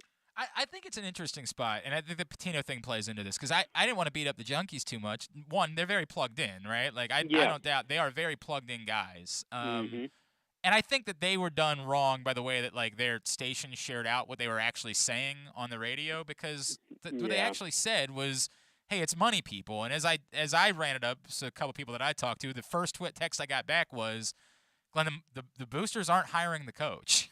It's just not working that way. And a secondary person that I'd followed up with said that almost to the point where it feels like they are even less involved, like the boosters, than I think a lot of people would expect money people to be in something like this. Like I was almost alarmed by the response because I think we all have this cynical view of how college sports work that like, yeah, sure, the athletic director or the president's really in charge.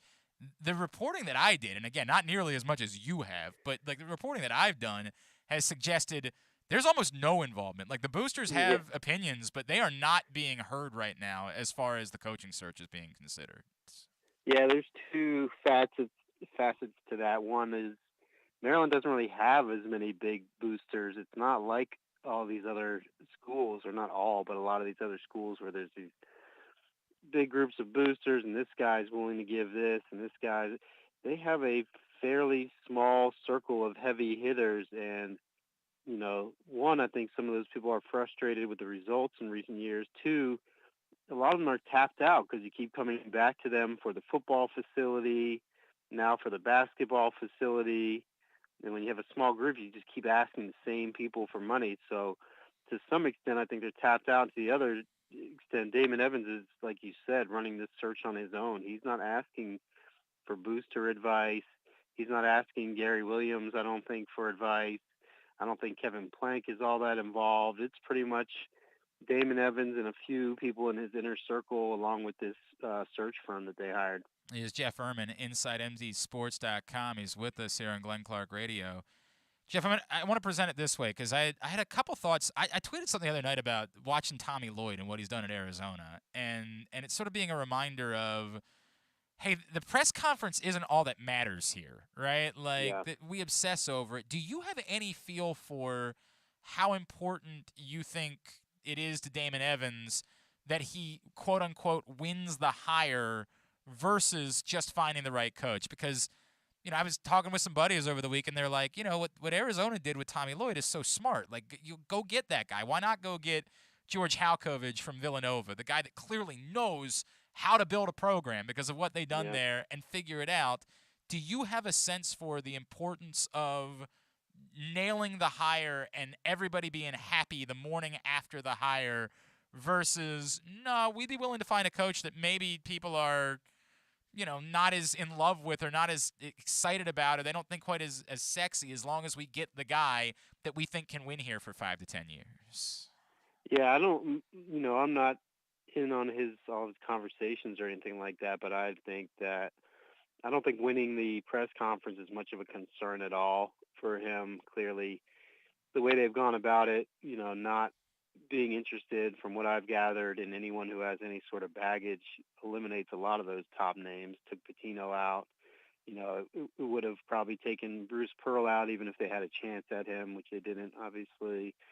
And he's said as much in interviews that he can't get too worried about making the splashy hire for fans. He's just got to hire whoever he thinks is going to win. So I don't think the press conference is real. I'm sure he'd love to have that if he could, but those guys who are going to win the press conference tend to either come with high price tags or baggage, or both if they're already proven enough to make that kind of splash.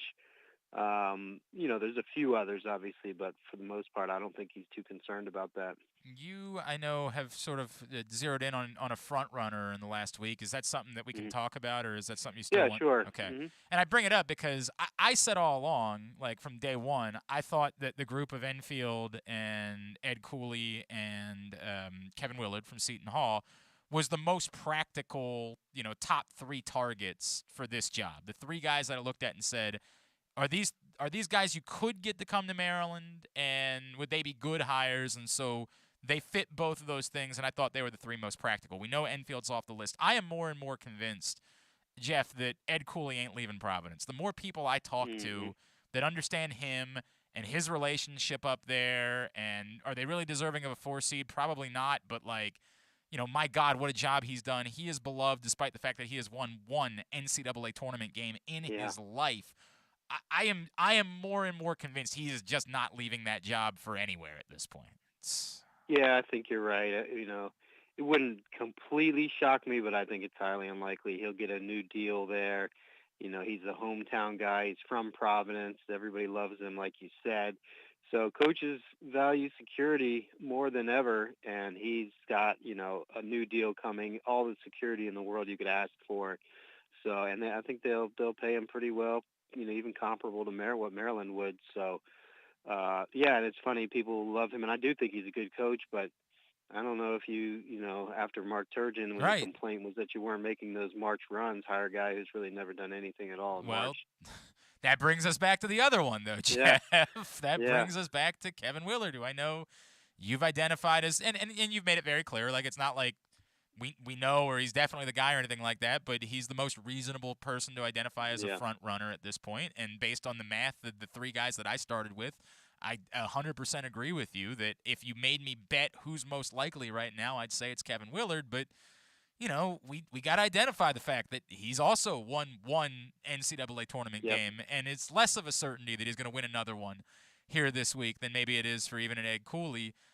I was interested. You ran a poll, and I know your audience is sort of the ardent, hardcore Maryland fans, and it didn't seem like there was all that much excitement about Kevin Willard, which might just speak to, like, this is the problem with fans. There's nobody they're actually going to be excited about until, unless it was going to be Rick Pitino or Bruce Pearl, right? Like, that just might be the nature of it. But this, to me, still seems like it's always been the most likely or the most practical potential hire.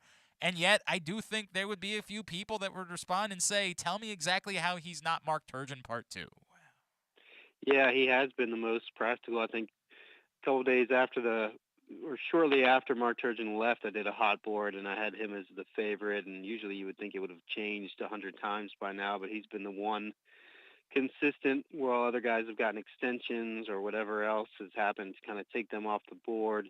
The question, I do think he's a good coach. He's done good things. The question is, and Seton Hall is a tough job, how much does, boosting his resources and branding and everything else from Seton Hall to Maryland, does that have an equivalent effect on his results? He clearly gets his guys to play hard. He doesn't recruit at a blue chip level, but he's gotten some good recruits and developed them. But, and I've talked to some industry people and people who've worked for him and things like that, and they feel very confident that, he's not Mark Turgeon 2.0. His personality is a lot more different. He'll be more fiery and more engaging with boosters, and they think he'll recruit well. But yeah, and I think you do have to somewhat take those first few years at Seton Hall off of his record, just because Bobby Gonzalez had really struggled. The program was, in pretty poor shape. But it is a very valid question. Maryland fans, one of the biggest reason they wanted Turgeon out is because of March, and Willard hasn't proven himself in March. So, unless you find somebody, unless Damon Evans pulls somebody out of a hat that we don't know about, it's going to be somebody with that question or some other sort of similar glaring question. And I guess let's wrap up the conversation by coming back to Mike Brey, because it's been so loud in the last week, all of the Mike Brey conversation. And it's funny because like a month ago, I remember having this conversation with Patrick Stevens where I was like, I guess this season is enough proof that like he should be back on the radar and that things just haven't fallen apart at Notre Dame. But do I know that versus this being a really down year for the ACC in which, you can sort of stockpile some wins? It is a weird spot to me because, like, 5 years ago, if Maryland had hired Mike Brey, I think the fan base would have been, throwing high fives. And I don't know if there's still a part of me that thinks this might really be about as good as you can do if you're the University of Maryland and hiring a coach, is coming away with Mike Brey and accepting he's clearly not going to be here for 15 to 20 years, but, have him for as long as you can. have every reason to believe that he can recruit the area and desperately wants to be here, has a chip on his shoulder, has some skin in the game, as some folks I've talked to. I don't know. I can't sell myself on it being a bad scenario if it ends up being Mike Bray. Yeah, I think those few things are true. He would recruit the area pretty well. He has a lot of local relationships. He does desperately want to be there, so you would think that would help motivationally. But 62, his results have tailed off. Like you said, we don't know if this year is just a result of the ACC being pretty bad. So to me, he has a chance to be a solid hire, but I think overall with the fans, you're going to get a heavy tidal wave of negativity and disappointment. Quite honestly, if he were to be the hire, that's not to say he couldn't do the job. He could, but it feels like a hire that would have made more sense when they hired Turgeon 10 years ago. Yeah, clearly the case. Clearly the case. All right, Jeff Ermann. I imagine there's going to be more daily, twice daily, 3 times daily updates coming over the course of the next week at InsideMDSports.com. Yeah, I hope so. I hope the information keeps coming in. If it doesn't, we'll just make it up. That's what we do. That's what you. We'll see. Or you and I can fight again on Twitter about. The it's been a long search, so right. Every day I'm like, oh man, I hope I get something today to write about. Right. Give me anything at all. Yeah, this has been a very unusual situation, but weird, we should find out soon enough. All right, sir. At Jeff_Ermann on Twitter, of course, is how you follow him. InsideMDSports.com. If you're a Maryland fan and you are not a member, you are making a terrible mistake. As Jeff knows, I have paid my own American dollars to be a subscriber at Inside MD Sports. Jeff, always appreciate you, my friend. Let's do it again soon, all right? Sounds good. Thanks, Glenn. Jeff Ermann checking in with us here on GCR. Appreciate him taking the time for us. Hey, we are running we can go right to Jeremy. We are running a bracket contest. And we are doing it like we do everything here. We're doing it for charity reasons, the same way that we do our bowl pick'ems, the same way that we do our, our annual events for helping up, and we do raffles. We're doing a charity thing. So I need to get 50 people, and we don't have a lot of time. This isn't like when we do these other things and I got weeks. We have no time. 50 people need to get into this. And I think so far, we're getting there. I think maybe we have 15 people so far in ours. A few of you have told me you're in who have not paid yet. We don't play around. Got to pay because this is for charity. The way it works, $20 buy-in, $500 to the winner, $250 to whoever finishes in second, and then the other $250 we're rounding off and we're shipping it over to our friends at Show Your Soft Side for all the incredible work that they do. So $500 for the winner, $250 for second place, and $250 is going to Show Your Soft Side. So not only do you have a shot at winning some money, but no matter what, you're going to be doing something good for animals in our community. Project Runaway is coming up again with the folks at Show Your Soft Side. I'm going to have more details about how we're involved with that here coming soon. But I love that group. I love everything that they do. And I need you to help us get to that $250 mark. And again, you got the shot to win up to $500 in our bracket contest.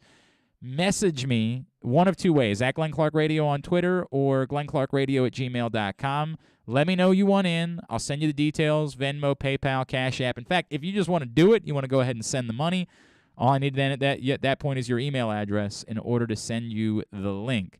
So I want you to get in to our bracket contest. Cash App is $ Glenn Clark Radio. Venmo is at Glenn-Clark, and PayPal, Glenn Clark 180 for you to get in. $20, $500 to the winner, $250 to second place, and $250 will go to Show Your Soft Side. It's Monday. Every Monday, we chat with our buddy Jeremy Conn, 105.7 The Fan, the Big Bad Morning Show. Picks every day, PressBoxOnline.com. What's going on, dude? Not much. I was just curious. We've been friends for a long time. Have I ever showed you my soft side? I would like to. You know what? Actually, I think I saw it. I think on that slip and slide last summer, I did end up seeing. I think yeah. I think I did see your soft side. What's going on, dude? How are you? By the way, my face isn't the only thing that has a beard. No, so I'm good, man. I was telling a story on about Friday and Saturday. Friday and Saturday were two of the worst days I've had betting. Yeah, Saturday was not good, I know, because I got back on the train. Oh, my God. It was everything that could go wrong went wrong. And if you're following the games, I don't know how many half-point and one-point losses I can take or how many teams can just fade down the stretch like randomly. I had teams scoring. I had an over where they scored they scored 135 points combined in the first half, and I needed 102 in the second half, and they never got there. They fell like 3 points short, and I'm going, how does this even happen? Just weird things. And look, it happens all the time, but yesterday was much better, but still, I think March Madness, I think this Thursday and Friday are going to be amazing.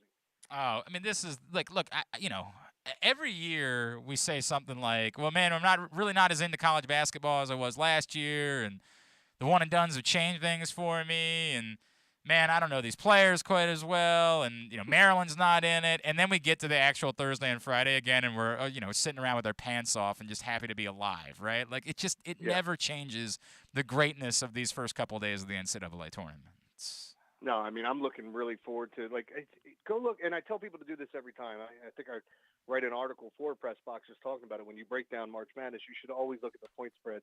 Like, we have situations where we have, 13 and 12 seeds that are favored in the game, which is kind of crazy. So there's a lot of those games. And the thing I would say is don't fall in love with the middle-of-the-pack Power 5 schools that like the Michigans, which I think they lose to Colorado State. I mean, there's a handful of them out there where you could look at it and say, oh, yeah, this team's going to beat that team because you're not used to hearing that Colorado State's good. Or, right. Like people love Creighton for some reason, and they're not a very good team. They just made a run in their tournament. I think there is a lot of mispriced teams out there, and I still think people are going to chase it with the teams that they know instead of the teams that they don't. But just do a little bit of research, look at the pricing, and see what the point spreads are. I agree with all those things. I am definitely guilty of falling in love. Like right now, I am in love with both Villanova and UCLA as Final Four bets because they were both sitting at I was actually down at the FanDuel Sportsbook at Live Casino Hotel this weekend. They were both sitting at 5.5 to 1 for the Final Four. And I'm like, man, these are veteran teams. This is Johnny Juzang, who we all know is a different dude in March than he is any other time. This is Colin Gillespie, the steadiest point guard in all of basketball. I can get both of them sitting at 5.5 to 1. I don't even need to see the bracket. I want to put those bets in. And the problem By is, the way, I want to punch Connor Gillespie in the face, or as most people know him as Ryan Archidiacono. It's the same guy. I'm positive. You're 100% about that. That is 100% the same guy. He missed a layup that would have covered the spread for me at the end of the game. Son of a bitch. That son of a bitch. Yeah, but still, anyway, I'm still mad at him. You know how this goes, right? In the NCAA tournament, you want to have incredibly steady point guard play. You want to be able to trust the guy because a lot of these games will come down to late game situations where, you want to trust the guy with the ball in his hands. Yeah, you need players that have the ball in their hands. That's why you look for strong backcourts. And I was talking to somebody about Tennessee today because they have two freshmen in their backcourt, and I even brought it up and said, hey, at this point of the season, they're not freshmen anymore, right? These guys are battle tested. They've played all these games at Division I, tough places to play. Now the pressure's on, and they haven't made mistakes. I was talking about Gonzaga. They don't turn the ball over. So you really have to – you almost have to have a big that can finish around the hoop, try to dominate in there. And on the flip side, you need him to alter shots on the defensive end and not get in foul trouble. I think you're asking a lot of teams with the talent that Gonzaga has to kind of slow them down. But there's 10 to 12, maybe even more teams that I really think have a shot to win it all. But I do think Gonzaga's the best. So I don't doubt that Gonzaga is the best. I don't doubt that whatsoever. It's just no fun, right, from a betting standpoint because there's not really any money to be made betting on Gonzaga. So that's the reason why I'm throwing myself at, I'm falling in love with Villanova to the point that I actually don't love the fact that Villanova ended up in Arizona's, region. I don't love that at all. Mm-hmm. But I'm still talking myself into figuring out a way that Villanova is going to get through because I've just decided I'm in love with them. Nothing matters any longer. I'm a puppy dog. This is like when I saw that girl Kristen from Falston the first time when I was 15 years old. Literally does not matter if I find out that she's murdered someone. I'm in love. This is the way that it goes. You can't convince me otherwise. I'm throwing myself at Villanova. There's just no way that I'm going to get around. Kristen was an around-the-way girl, right? I know her. Not bad. Not bad. Yeah, it's just I have a problem with this. I fall in love with basketball teams, and I've fallen in love with Villanova. And UCLA to a lesser extent, the two of them that I've fallen in love with. Yeah. And I know you're right about Gonzaga, but trying to make some money up there, I am feeling Arkansas at the moment. I am and of course, knowing me, they end up losing to Vermont in round one because I'm feeling them. Well, yeah, I mean, Arkansas is fun. They press the whole time. It's at 40 minutes of hell, and and Tennessee does it quite a bit too. But the one thing that gets me with Gonzaga is if you're going to press them, I think you're going to get beat more times than not because they just don't. They don't. It's uncharacteristic, and weird things happen in March Madness, but it's uncharacteristic of them to have that like a lot of turnovers that are really going to decide the game. They're a team that just really takes care of the ball, and I think that's a huge plus, obviously, for them. They're already good enough to beat you with their talent, but then they're not going to give you extra opportunities. So it's a tough spot. All right. He's Jeremy Conn, 105.7 The Fan, the Big Bag Morning Show. And you can also, of course, see his picks every day at PressBoxOnline.com. Is there anything in particular? Like, it's such a weird week for, like, free agency at the beginning in the NFL because we've already had so many crazy things unfold over the course of the last week that you're almost like, at this point, what the hell could compare to Tom Brady and Russell Wilson, all of these things? Is there anything in particular that you think the Ravens should do or will do as free agency gets underway? I think I'd love to see him add another pass rusher personally. But, I don't think it's like a necessity that they have to go that route and find it in free agency. And then I know everybody's looking at the offensive line, Tyrann Mathieu possibly at safety, Bobby Wagner, all the big names keep getting brought up. But the thing that would behoove the Ravens is figuring out, if Lamar's ghosting them, it's one thing. But if you got that contract done, would be great. And then I've heard plenty of people talking about restructuring deals, whether you work out an extension with Tucker, whether you go and you try to rework Marlon Humphrey or Zeitler. There's a bunch of things you can do to help yourself out. I saw somebody post like, hey, cut this guy. And I'm like, you keep cutting all these people that are inexpensive and you save $900,000. Wouldn't you rather have that guy as a depth piece for under $1 million? Of course. Like, it doesn't make sense to cut some of these guys. So as far as free agency goes, you know what they do. Unless they have a ton of money to spend, which they don't right now, they're usually waiting for the dented cans at the grocery store and finding value.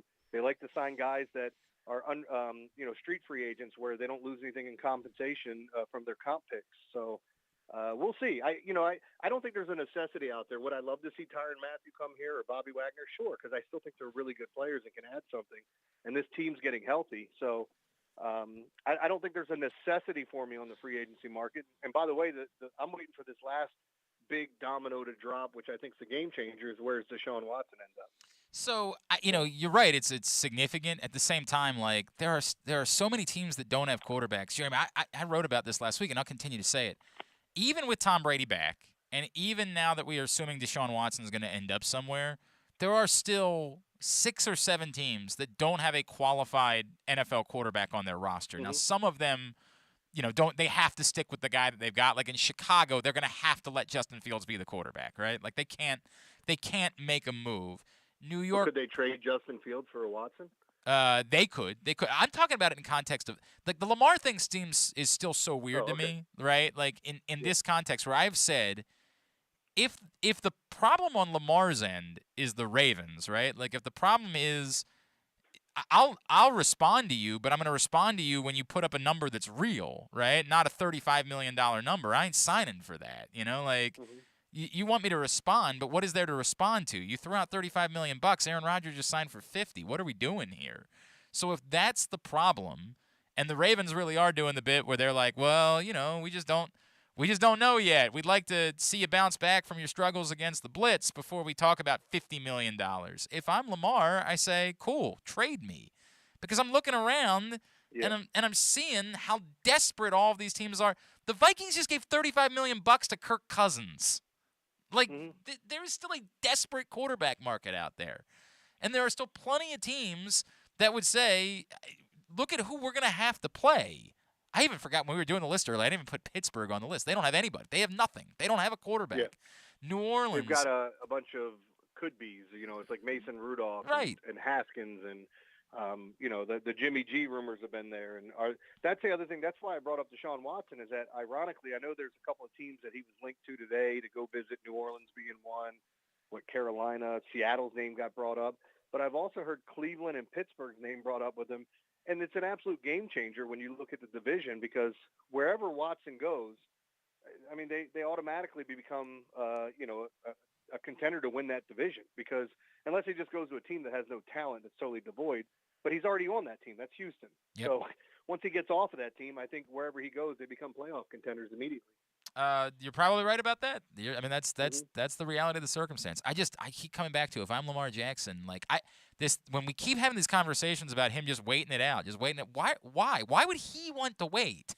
Somebody should be willing to pay him a boatload of money right now, because there are way too many teams that don't have a quarterback. And if it ain't the Baltimore Ravens, if they are dragging their feet if that really is what the problem is here, is they want to drag their feet about $50 million and say, come on, man, we don't really think $50 million, that's more than Josh Allen. That's more than Patrick Mahomes. Somebody's willing to pay it, because there are not enough quarterbacks in the NFL to go around. There are way too many teams that have no clue and are going to be throwing themselves at Desmond Ridder or Matt Corral in the NFL draft, because they just got nothing at this point. Everybody's making fun of Washington over Carson Wentz, and I get it, but what is their other option if you're Washington? Somebody's got to play quarterback next year. There aren't enough guys. If I was Washington, I would have waited on Watson. I don't know that there's much difference. And look, I liked Carson Wentz going to Indy, but there's so many things when you look at that. Frank Reich, who they all said they'd pair him up with, and he was fine with getting rid of him. Indy's a playoff contender, a possible playoff team. Their roster's built that way. And then they said, we don't need this quarterback. We'd rather go into the offseason without one. I think Deshaun Watson and Indy would be a perfect landing spot, but it'll never happen because they won't trade him within the division. Right. Yeah. There's no chance they would do it. But yeah, that's a good point. It would be, obviously that roster and him at quarterback. Holy hell, my God, that would be a nightmare for everybody else. All right. Enough. Oh, I guess you and I talked about the baseball thing last week. Are you at this point convinced that Adley Rutschman is going to be on the opening day roster now? So I heard a couple of things, and again, depending on the sources you got, but that at Camden Yards, they're hanging up all types of Adley Rutschman posters and, signage all over the place. Who does that with a minor league player before he's been called up? So my assumption is that he's got to be on that opening day roster. That's what I believe. I'm not reporting that that's happening, but, right. I've heard various things, and there was someone that told me specifically, hey, I'm telling you, they're hanging up pictures of him all over Camden Yards. So my assumption is that he's the opening day guy. See, this is the weird part to me. I still wouldn't play him on opening day, just from a business standpoint. I get why we'd want it. Why not just run Chirinos out there on opening day and create another audience for the next night when there's going to be 3,000 people in the ballpark? Why I think if you don't play him then, you piss everyone off there. But everybody's going to opening day anyway, right? Come on, everybody's going. My God, you've already got that. You wait one night and you have Adley Rutschman play, then you can get 10,000 more people to come to a baseball game that wouldn't have come anyway. Yeah, I mean, look, I just think that should be a draw, a sticking point for them, and a draw, of course. Grayson Rodriguez, I think further down the line. Right. But if the Carlos Correa thing, I haven't seen anything come across the wire, but we've seen other teams that he's been linked to sign shortstops, and it makes you wonder, what's going on? I heard the thing with Houston today where he could sign a 5-year deal or 6-year deal with them, but thered be an opt-out at the end of the first year where he could hit free agency again. It just then sign him to a 1-year deal if that's what he wants to do. It just seems weird to me, some of the contract talks that have gone on, and even Nelson Cruz signing with the Nats. I'm going, yeah, why? I get it. I don't know how much longer he has, but why? There were rumors that he was talking to the Dodgers and another playoff contender.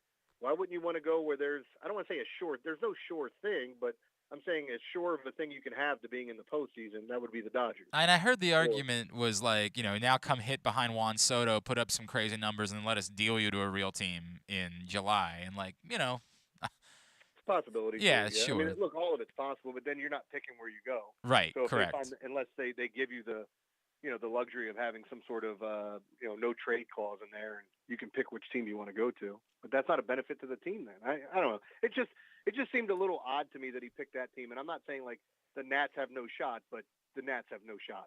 So, all right, I want to run this by you. I got in a good debate about this over the weekend. I am not above visiting a chain establishment. I think everybody knows the affinity that I have for Chick-fil-A. Chain establishments, not all of them, but some of them are quite fine. Chain concepts sometimes, no matter what, always work. And there are 2 chain concepts that I believe are the most consistent of any chain concept that exists. And you'll understand when I roll the 2 out. So the debate that I got into was which is more consistent? Which delivers more frequently as far as chain concepts? Is it the chain piano bar, or is it the chain Japanese steakhouse? Which delivers more consistently? For me, it's always a Japanese steakhouse. They never miss. They never miss. 100%. I don't think I've ever, and unless I miss at Shrimp Baseball and I leave feeling defeated, like the guy on Love Is Blind who basically ruined the marriage he was going to have. I can't even believe I've never watched Love Is Blind. This is you're blown. What is going on here? No. So one day I was going to take a nap at home and I flipped on trash TV. I just said, all right, put Love Is Blind on so I have some background noise. I always go to sleep to the TV, and I usually put on things I've either seen or don't want to watch. So that way I'm sitting there as I'm fading, I'll fall asleep. So I put on Love Is Blind, and my dumbass got hooked. And then I had to find out how it finished. I kept watching and watching, and I hate everyone on the show. Every single person except for one. I hated all of them. So, but there was one guy that they went to Wrigley Field. His name's Shane. They went to Wrigley Field, and they had batting practice there. And he was talking about being a baseball player. He didn't get a single hit. And he got drunk, and when he came home after his bachelor party, he got in a fight with his fiance and said, I don't want to marry you. This is ruined. So then they show up on the wedding day, and then I'm not going to ruin it for anybody. All right. Well, I mean, I assure you, I'm not going to be spending any time with it, Jeremy. I'm telling everyone out there, do not watch this show. It is awful. It's trash TV. I mean, you can get sucked in really easily, but it's just bad. Oh yeah, I can't believe you spent time with Love Is Blind. But that being said, back to the Japanese steakhouse. Yes. Well, that's the whole thing. Like, if I miss at Shrimp Baseball, I get upset. But even if you just want to talk about the simple going to the mall hibachi, yummy, you know. Okay, you're right, but I have definitely that has turned into diarrhea before in my life. Those places those places can miss. To me, the Japanese steakhouse never misses. It's unreal. No matter what the scenario is, they never miss. I've never had a single negative experience. From that place too? Nope, I don't. Get diarrhea from everywhere. Well, okay, well you have a different problem.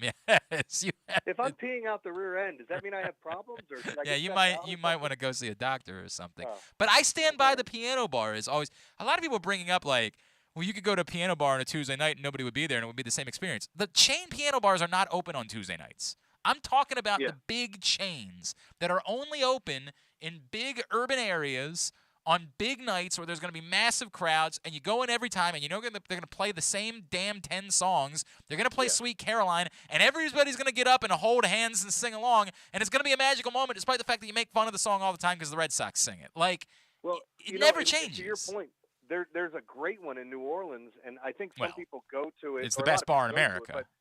But when you're in New Orleans, that place is awesome. But you got like, what is it, Cat's Pajamas or whatever the hell that place is called, Meow Mix. I don't know, the karaoke bar that everyone goes to down there. Oh yeah, right, a little bit further down the street. Yeah, I know the place you're talking about.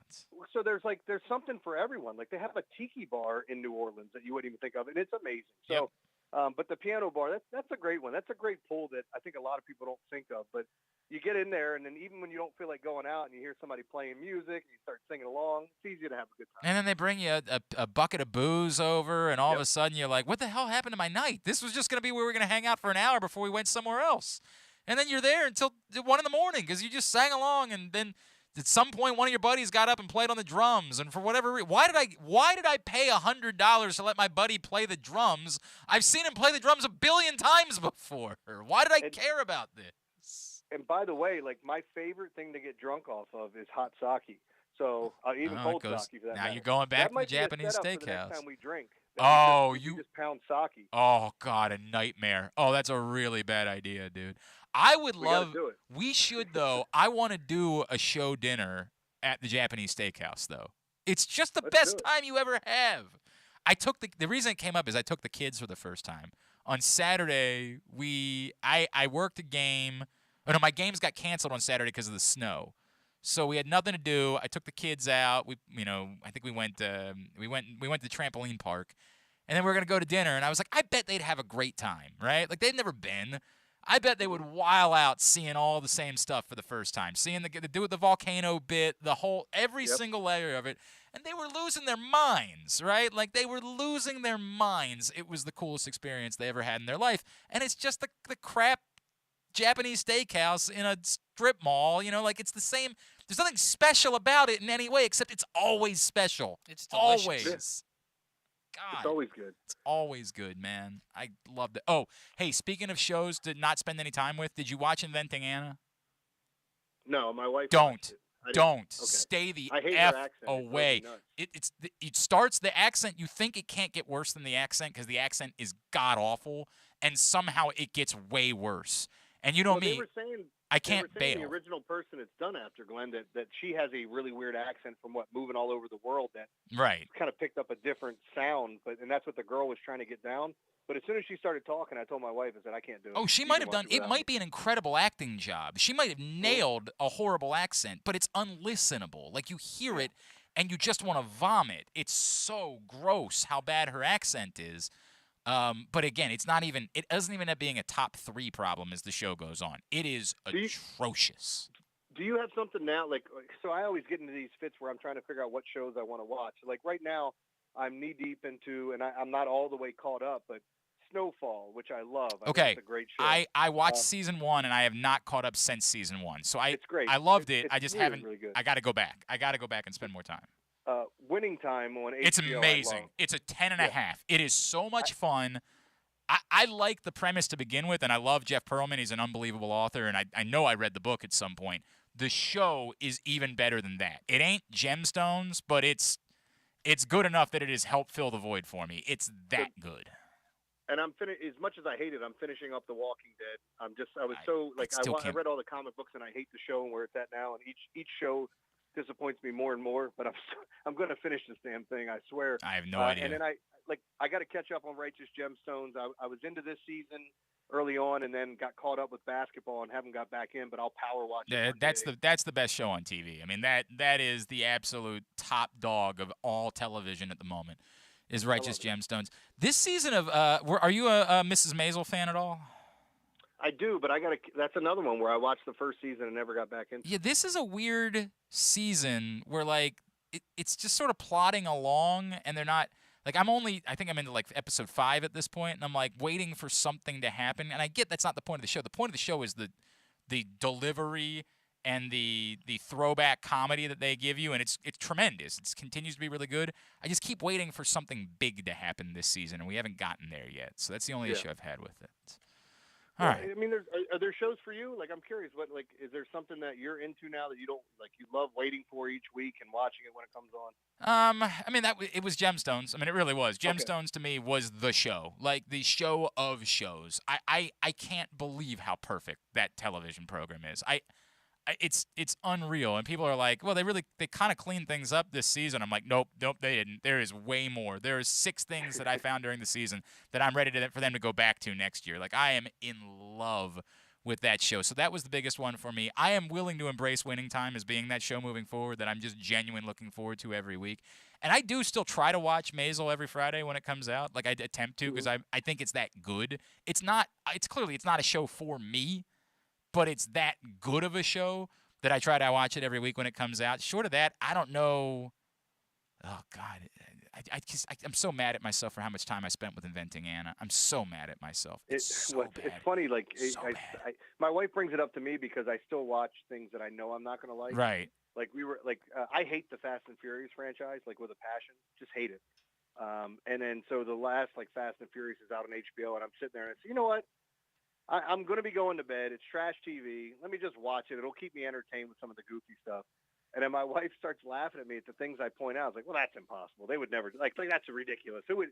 And she's like, they shot a guy into space for crying out loud. Right. It's what is this? What are we talking about here? We saw Vin Diesel drive his car off of a cliff and then catch it on a cord and swing to the other side. He knew magically driving off that cord was going to catch the bottom and that he'd be able to unhook on Yeah, it'd be just fine. It just drives me nuts. And then I forget what we were watching this week, and I was pointing out, making fun of one of these shows. Oh, it was the new Adam Project. It's fun. It's entertaining. If you haven't watched it. This is the Ryan Reynolds thing, right? Watched it last night. Yeah. Yeah. Yes. And I liked it. It's just like Free Guy. They're all enjoyable, but I was saying something to my wife, and I'm pointing out something. They're driving through the woods, and I'm like, that's ridiculous. They would hit a tree eventually. There's no way they turn off and go.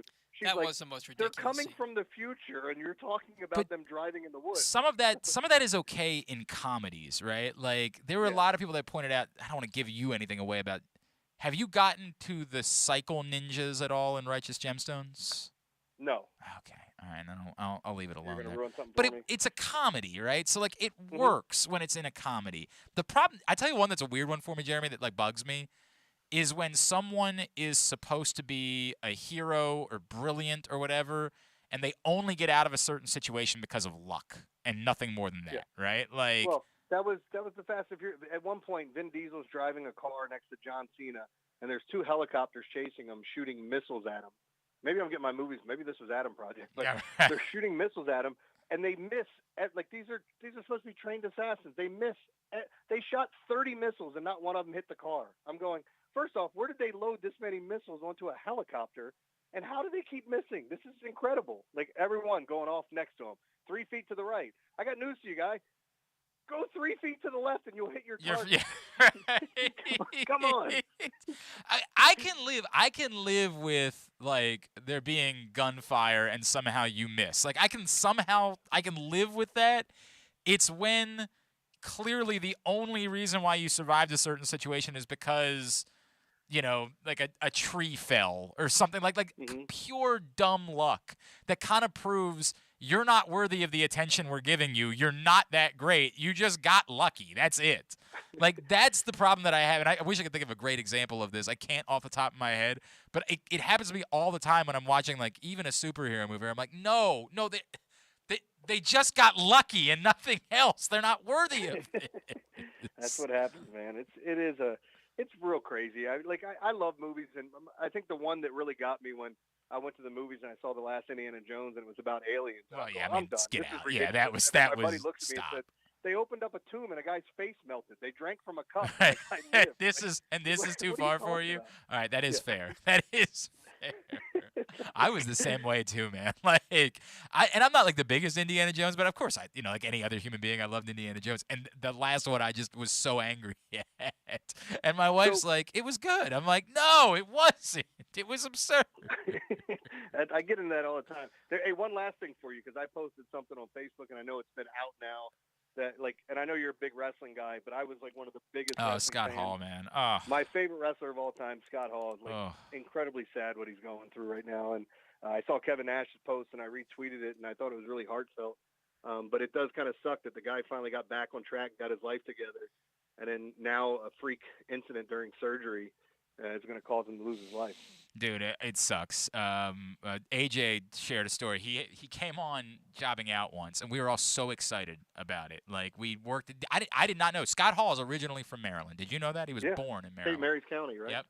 And so he was coming back to do something, and I threw out a Hail Mary, and I managed to get him. And he was like, I'll call in. And he said, like, I got time. I can do 30 minutes with you. And 5 minutes in, I swear to God, Scott Hall said – fellas, I gotta go get my hair fried, dyed, and laid to the side. And we're all laughing, and then he just hung up. Like, he just hung up. 5 minutes into the conversation, we're all looking at each other like, what the F? And then we realized it was our favorite moment in the history of doing the show because it was so cool. Well, and I had one with Jake the Snake. We had him in studio, and he put me in the DDT for a picture. And then I'm like, all right. And he goes, I'm not letting you go until you lick my, Oh, yeah, like, I remember. Man. I remember you telling me that, right? Yeah. But and Scott, he didn't let me go until I did. Scott Hall was the epitome of cool, man. I shouldn't say was yet because I don't think he has passed yet. But yes, it does not. Well, look the thing good. that Kevin Nash wrote is that as soon as his family gets there, they're going to take him off life support. It's just awful. Awful, man. The epitome. Oh, God, he was so cool. Oh, just so cool. Hey, Maine, I'm the bad guy. It sucks. All right, Jeremy, what's coming up on the Big Bad Morning Show this week? Yeah, so I think all of us are in all week long, so we're preparing you for March Madness. I went over a little bit, and I'll continue to do it every day, just looking at the spreads and which direction you should look at and lean to. It's not a foregone conclusion, but it'll kind of give you an idea in filling out your brackets. I mean, it's baseball news all week long as it breaks, and football news as well. So this will be a really crazy week. Considering it's March now, and I'm just so excited. I just realized that Thursday's the opening day of March Madness, and it's St. Patrick's Day. Oh, Jesus, there's going to be so many people blacked out. There is going to be so much public urination. Like yes. you are. Don't just don't walk outside because you're probably going to get peed on at some point on Thursday. It's just the way it's going to go. Sounds like my kind of party. Hey, man, we were just having a conversation about it off the air a second ago. Like, it is there is nothing, when I think about St. Patrick's Day, literally the next thing I think about is public urination. And now you add in a day long watching the NCAA tournament, there is going to be so much public urination. I love going out for St. Patty's Day and then leaving early before it gets too – because, just weird things happen when people get unbelievably drunk. Oh, there's nothing good that comes from it. There is nothing good. I'm out now. Like, I'm over it. Like, I just not that guy. As I said before, your kids have grown up. I don't know what I'm going to be like when my kids grow up. Like, I'm out on it right now. And I can't envision myself going back to that world, but once it hits your lips, it tastes so good. So we had one night, and you may have known John All. Oh yeah, of course. Yep, we called him Shady. So I got him into radio. I met him playing basketball as a kid, and John passed in a car accident. But one of my favorite people to laugh at is he was out at De La Rosa's one night, and this girl was trashed, and she threw up everywhere. And I remember his words distinctly as he looked her in the eye. He said, "I don't care. I accept you," and then open-mouth kissed her. Oh, God. Oh, God. One of the greatest nights of my life. And I went, holy hell, what just happened? I can't. Accept you. I can't go back. I can't go back to the way Rest in peace, it used man. to be. No doubt, man. All right, buddy. Love you. Appreciate you. We'll talk to you next Monday, all right? Sounds good, guys. Have a good one. At Jeremy Conn 1057 on Twitter is how you follow him. He is Jeremy Conn. Yeah, there's no day that I associate more with public urination than St. Patrick's Day. It is. This is a problem that Those nobody. porta pot lines are just so long, man. And this is the thing that nobody ever wants to talk about, right? Like it goes back to you are responsible for yourself, but we have not done a good enough job as a society over the years understanding that like people pee. And we want people to spend money on booze. We want to support the bar industry, but we don't want to think about the fact that people have to pee. We also don't want to think about the fact that like we want to scold everyone for drunk driving, and they should be. As I've said before, I needed to serve a penalty for doing it and learn not to do it. But we also don't meet people in the middle in any way. We don't provide as a society, hey, if you want to go out, you can leave your car here, and we won't try to charge you $300 for leaving your car here because we don't want you drinking and driving. And I'm not trying to make this abundantly clear. It is still your own responsibility. It is your own responsibility, period. But as a society, we should also attempt to meet things in the middle because I would prefer to have less people die and I would prefer there to be less public urination, right? Like, we don't do a good enough job of there being, to your point, like on St. Patrick's Day, I get it. The crowds are so massive that there are going to be bathroom problems. But like a lot of these places know they have a bathroom problem to begin with, right? There's an establishment that is just like, well, we got one stall. It's what we got, right? And somebody goes in there and locks the door. Sorry, you're screwed. We want you to come out. Please come out to our establishment, but your problem now. And I don't have the perfect answer for it. I know there's been a bigger conversation about there should be more public bathrooms available in city areas, right? Like in urban areas, we should have more public bathrooms. And I think I kind of agree with that. Then people argue, well, that encourages more homelessness, right? Because it's easier for you to... I don't know, man. Like, I think we should all want there to be more public bathrooms because we all have to pee. We all experience these things. Like this thing where we shame somebody because they have to pee. We all pee. Like, it's a real issue, man, that we just don't do anything about. We just sort of say it's your problem. And I get it. Like, I don't really want people to just be peeing in public. Like, I don't really love that either. But, like, if you have to pee, you have to pee. I'm not really sure what the answer is supposed to be. We make fun of people who go out wearing diapers on drinking days, but, like, you know, I get it. I get it. There ain't always a bathroom available to you. I get it. It's a problem that it's just one of these things that we know is a problem we never address in any way as a society. To your point about them charging you $300 or whatever, there was an establishment that I used to frequent on St. Patty's Day in my 20s, and they shared a parking lot with a bank, and that bank was usually just mainly used as a drive-through. Oh, yeah.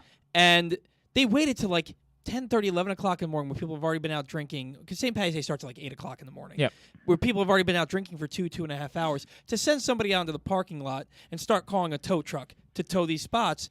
and then people found out about it, and you're saying, well, you got to move your car or we're having it towed. It's a moneymaker. When they're already drunk. Instead of, there's no, and I get it, it's not really the bank's problem, you know what I mean? Like, Right. it's not their problem, but it becomes a moneymaker. The bank does a relationship with the tow truck company. The tow truck says, we'll give you kickback if you let us come tow cars because we're going to make money off of it, so we'll give you some money. And so the bank says, now we have a chance to make some money. I get it. I get it. It's still a jerk I move. understand it. It's that as a society, we've had no thought about. Again, it is a person's, it's an individual's responsibility, but we've also turned it into a way. It's a drinking and driving is a profit industry, and it's a problem because of that. There is no thought to, hey, we should actually work with this and try to solve the problem. But I feel the same way about. I know I'm running these things out there without a solution, but I think the conversation needs to be had. The conversation we'll have when we come back in is tidbit and tubular as we wind down for a Monday edition of Glenn Clark Radio. I want to remind you very quickly that you need to know the risks and have a plan before you start gambling. For free and confidential services, call 1-800-GAMBLER or go to helpmygamblingproblem.org. We'll wind things down for a Monday edition of Glenn Clark Radio. That first sip. That first bite. Start your day off right with a delicious breakfast at Royal Farms. Choose from a fantastic selection of fresh Royal Farms breakfast sandwiches and top it off with a rich hot cup of the freshest coffee in the world. At Royal Farms, breakfast is available day and night. It's the freshest breakfast in the world. Real fresh, real fast. Royal Farms. Sports betting has come to Maryland, and we're ready to help you win some money. Tune in for Simply the Bets with Glenn Clark and Paul Valley every Tuesday morning at 11:40. FanDuel Sportsbook GM Bruce Billick and VSiN's Aaron Oster join the guys every week to give you all of the info you need and even a few winners. So come win some money with us on Simply the Bets every Tuesday at 11:40 a.m. Brought to you by the FanDuel Sportsbook at Live Casino and Hotel Maryland. Listen at PressBoxOnline.com/radio. Watch at YouTube.com/PressBoxOnline. Glory Days Grill's St. Patrick's menu is now in full swing, and it's their most popular seasonal menu all year. New in 2022 are their smoky thigh wings with Guinness grilling sauce, a house-made Guinness barbecue sauce. Fan favorites also include their corned beef and cabbage, the shepherd's pie with Guinness braised ground beef, the Glory Days Reuben, and the Rachel. Enjoy a pint of Guinness or Guinness Baltimore Blonde. The St. Patrick's menu is available for the whole month of March. Come in for great food, cold beer, and basketball. Find out more about Glory Days Grill and get your order in online at glorydaysgrill.com. Baseball is back. I'm Paul Valley. And I'm Zach Goodman. You can find us live every Saturday from 10 a.m. to noon talking all things Orioles and Major League Baseball. Like the debuts of Adley Rutschman and Grayson Rodriguez. And how the rotation and bullpen are rounding into form. Watch us live at youtube.com/PressBoxOnline and facebook.com/PressBoxSports. Or you can listen at PressBoxOnline.com/radio. That's the Bat Around, live with the latest in baseball coverage every Saturday from 10 a.m. to noon. Gambling can be a fun and entertaining experience, but there are risks involved. If you're planning on betting on the game at the casino or on your phone or computer, know your limit, stay within it. Set a budget and a time to stop. Remember, gambling isn't a financial solution, and it doesn't mix well with alcohol or drugs. Know the risks and have a plan before you begin gambling. For free and confidential services, call 1-800-GAMBLER 24/7 or go to helpmygamblingproblem.org. We can't imagine why you'd want to, but you can watch GCR live. It's at facebook.com/PressBoxSports and try to guess whether these guys are wearing any pants. All right, if you want some cold water to be thrown on the Carlos Correa hopes, that came this morning. Mike Elias meeting with Orioles beat writers, and, you know, this shouldn't come as a surprise, but he says it's unlike. This is from Rock Cabaco. Mike Elias says it's unlikely the Orioles will be in multi-year mode with free agent contracts. There's something very weird about that. Like, it's almost weirder that you would sign anybody to a one-year deal. And I get it, like, you have to fill a roster at some point, but, like, why spend any money at all? Why spend any money on anyone if they're not going to be a part of this moving forward? Like, what is the point right now? Like, if you're... I get it. They've already done it with Jordan Lyles, but you need somebody in your starting rotation. If you're gonna go, because we saw what happened last year. If you're gonna go into this season and not make a commitment to a shortstop or somebody, then why would you sign somebody for 1 year when you can just have you can make it a competition between Urias and Jorge Mateo. That's what I would do. You know, and just see what they have. There's no point to me in spending money on a 1-year deal. Like if Right. you're gonna I do get something, it. do the Correa thing, right? Mhm. The pitching argument. Well, somebody has to pitch, right? Like that's the argument. Okay, but that can be somebody on a minor league deal. Why would you spend money? They spent money on Jordan Lyles. Okay, it's not a lot, but like they did. I would just say, what is the difference? If you're not going to be any good, what is the difference in spending money on anyone on a 1-year deal and just finding the next Matt Harvey, the guy who was it over the weekend that signed for a minor league deal? God, I don't even remember who it was. I saw somebody that signed for a minor league deal. Or I know there was a rumor about Danny Duffy too. Yeah. Danny Duffy would probably still be some actual money at this point. Yeah. Like I don't know exactly what it would be. Probably like $8 or $9 million. I imagine. Something like that. But I would almost say like, what's the point? What is the point of spending $9 million on Danny Duffy? You look at how bad the rotation was last year, and I get it. If you're not going to be good, why does it matter? But at some point, you have to make baseball at least watchable. And last year was not. I even tuned out, and that's big. And I'll come back to that. I disagree with that. I disagree. In the coming years, there will be an argument for that, right? Because there's just no benefit to you. But knowing that in this new system, you can still be in the draft lottery next year. If you're not going to be good anyway, what is the point of trying to be closer to 500? Mm-hmm. Why spend money to be 5 games under 500? Down the road, there's an argument for that, right? If you're not going to be in the draft lottery, then maybe one guy makes a slight difference. But right now, you're still not there. I'll never understand spending money. Now, if you're doing something that impacts you for a few years, it's why this quote irks me. Spend money. Spend money on a multi-year deal because that guy might be around. There might be a trade chip for you at some point, right? Like doing the thing where we keep saying we can sign anybody. People really genuinely believe that you could turn Matt Harvey into a trade chip. That was with his 6.5 ERA. Never, ever happening. Well, I think the best argument you can make for why you would sign somebody is you're going to have a lot of young pitchers in your rotation and in your bullpen. So if you want to sign somebody who you know can play good defense up the middle to be better for your younger starting pitchers. Because it helps build their confidence. Yeah. That's a better argument for signing a shortstop, right? Like, why are you spending actual money on a pitcher for 1 year? For 1 year. I get it. The argument is because somebody's got to pitch. You have to have somebody eat up those innings.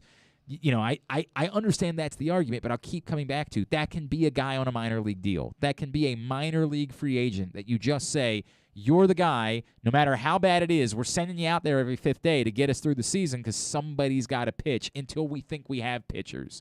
Until Grayson Rodriguez is ready and somebody else pans out from this group, until we have pitchers, I would just throw somebody out there, and I get it. But I don't want to watch Matt Harvey pitch every 5th day. I don't. Is it going to be that drastically different? Are you suddenly going to say to yourself, I have to watch because Danny Duffy is pitching tonight and the Orioles are 10 games under 500 in May? It's not my money. I don't really care, right? They want to spend $8-9 million to go get somebody. To me, the only guys that are worth spending money on are the guys who are going to be around for a little while. I'm not 1-year deals. I get the argument. The argument I gave you about having good defense behind you is the only one that I can really give you that makes any kind of sense. It would have made an argument for Andrelton Simmons, right? Like, you want to make an argument that if you acquire Andrelton Simmons, it will help make your pitchers better? 1,000%. I'm listening to that argument. It's been the argument. They've signed a couple of veteran shortstops in recent years. I don't know how much of an impact it's made, but they've done it. I'll listen that helps make your pitchers better. But that's the only real argument that I'll listen to about a 1-year signing is something that you think will help you in improving the young pitchers that you have. I feel like there was something else I needed. Oh, Fernando Tatis is out for a little while, and that's a bummer. Fractured wrist. It's going to sideline for several months. As you know, I cheat on the Orioles with the Padres in recent years, so that's a bummer for me as a Padres fan that we're not going to see Fernando Tatis for a little while. Glory Days Grill. Oh, love me some Glory Days Grill.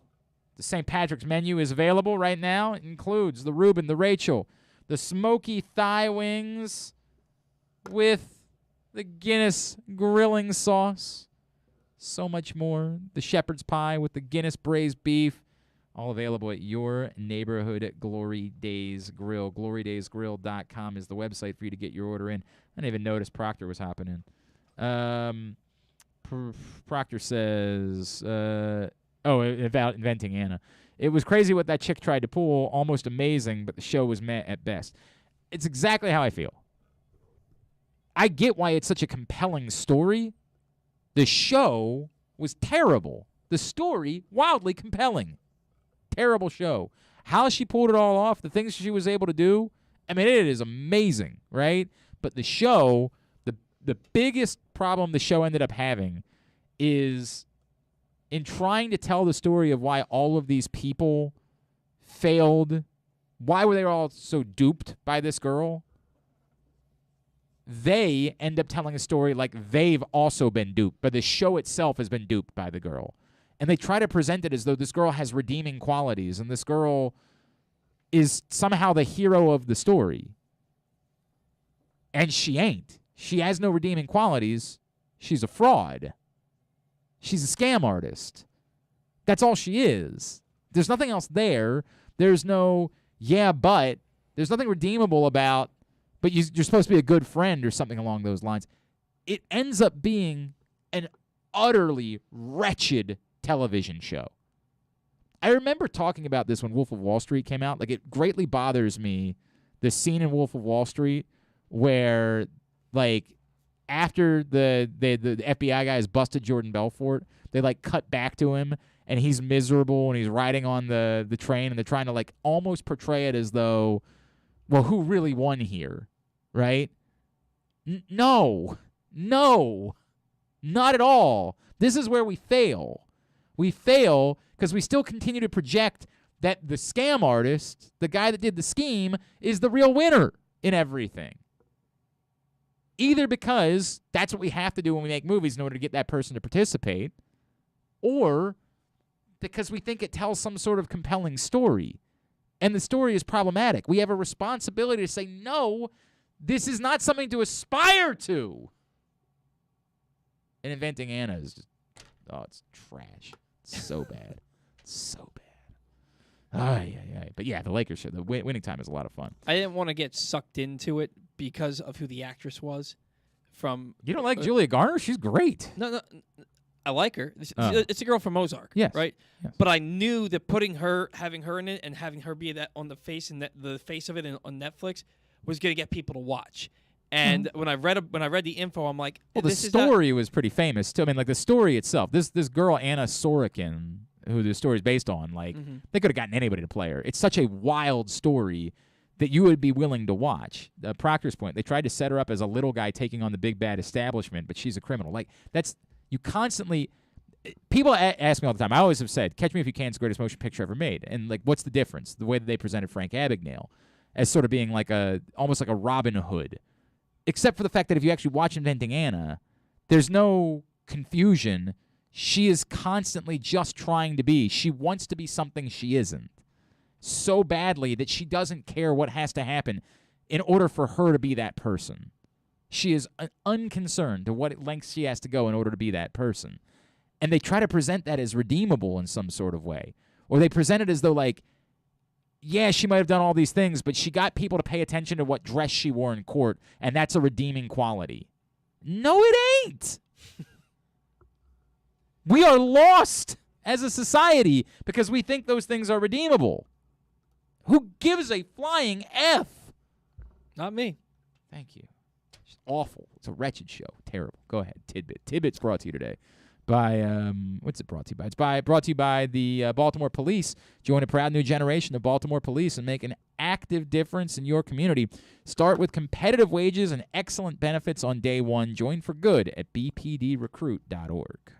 All right, so Tom Brady announced last night that he will be returning to the NFL for his 23rd season, a mere 40 days after announcing his retirement. Brady, of course, led the NFL in passing yards and touchdowns in 2021, so the fact that he is returning really shouldn't surprise anyone. Did you know that if Tom Brady throws for 39 touchdowns in 2022, which he almost certainly will, assuming he isn't traded, yeah, he will become the Buccaneers' all-time leader in touchdown passes, passing Jameis Winston's 121 touchdowns. Of course, one record that Brady owns that will be hard for anyone to pass is his 7 Super Bowl victories, more than any other franchise. Aside from Brady, which players hold the most championships in the 4 major sports in America? I'm going to give you the name of the guy in the NHL because there's just no way you were going to get it. So say that one more time. So which player in each of the 4 American sports has the most championships? The most championships won. Right. So I'm going to give you the name of the guy in the NHL. Okay, fine. Go ahead. Henry Richard. Well, it's Henry Richard, with an but I. It's Richard, but that's okay. Oh, Richard. Oh, Yes. do you think you would have gotten it? I wouldn't. It wouldn't have been anywhere near the close. I mean, if we had been here for a long time, I might have gotten to it eventually. But I'm fine with you just giving it. How many did he win? 9. 11. 11. Okay. Okay. Wilt Chamberlain. No. Bill Russell. Sorry. Bill Yeah, Russell. that's exactly. 11 it's Bill with Russell. the Yes, Celtics. I did know that. I don't know why I blanked there. And one other hint I'm going to give you because it needs it's a caveat needs to Yeah. be said. The other guy in the NFL, it's NFL championships. It's not just Super Bowl. oh, because I was going to guess Charles Haley, but he was only 5. Right? That was, Yeah. it was 5 So for it's Charles not Haley? it's I not think it was Charles Haley, and I don't think he had 5. I think he had 4. 4? Was it just 4? Really? All right. The other it includes NFL championship. I don't know. I really don't know. I'm going to go back. Is baseball Yogi Berra? Baseball is Yogi Okay. Berra. He won All right. 10 with the Yankees. You have 1 left. The NFL. Oh, Proctor actually knew that. That's well done. Oh, he wants to guess Vinatieri, but no, it's not No. Vinatieri because we just learned it's. And he said player, not coach, so it's not Vince Lombardi. Correct. A player that won championships. Otto Graham. Otto Graham. Really? He won 7 with the Browns. No. 7 NFL championships. Oh, man. That's wild. That's a good. I just totally pulled that I out am. utter I am thin air. impressed. I don't know if I'm utter- more impressed that you got Otto Graham or that you knew who Henry Richard was. Well, I mean, Richard. Okay, that's different. We'll have a good conversation about that another day because it's already 12:26. Wow.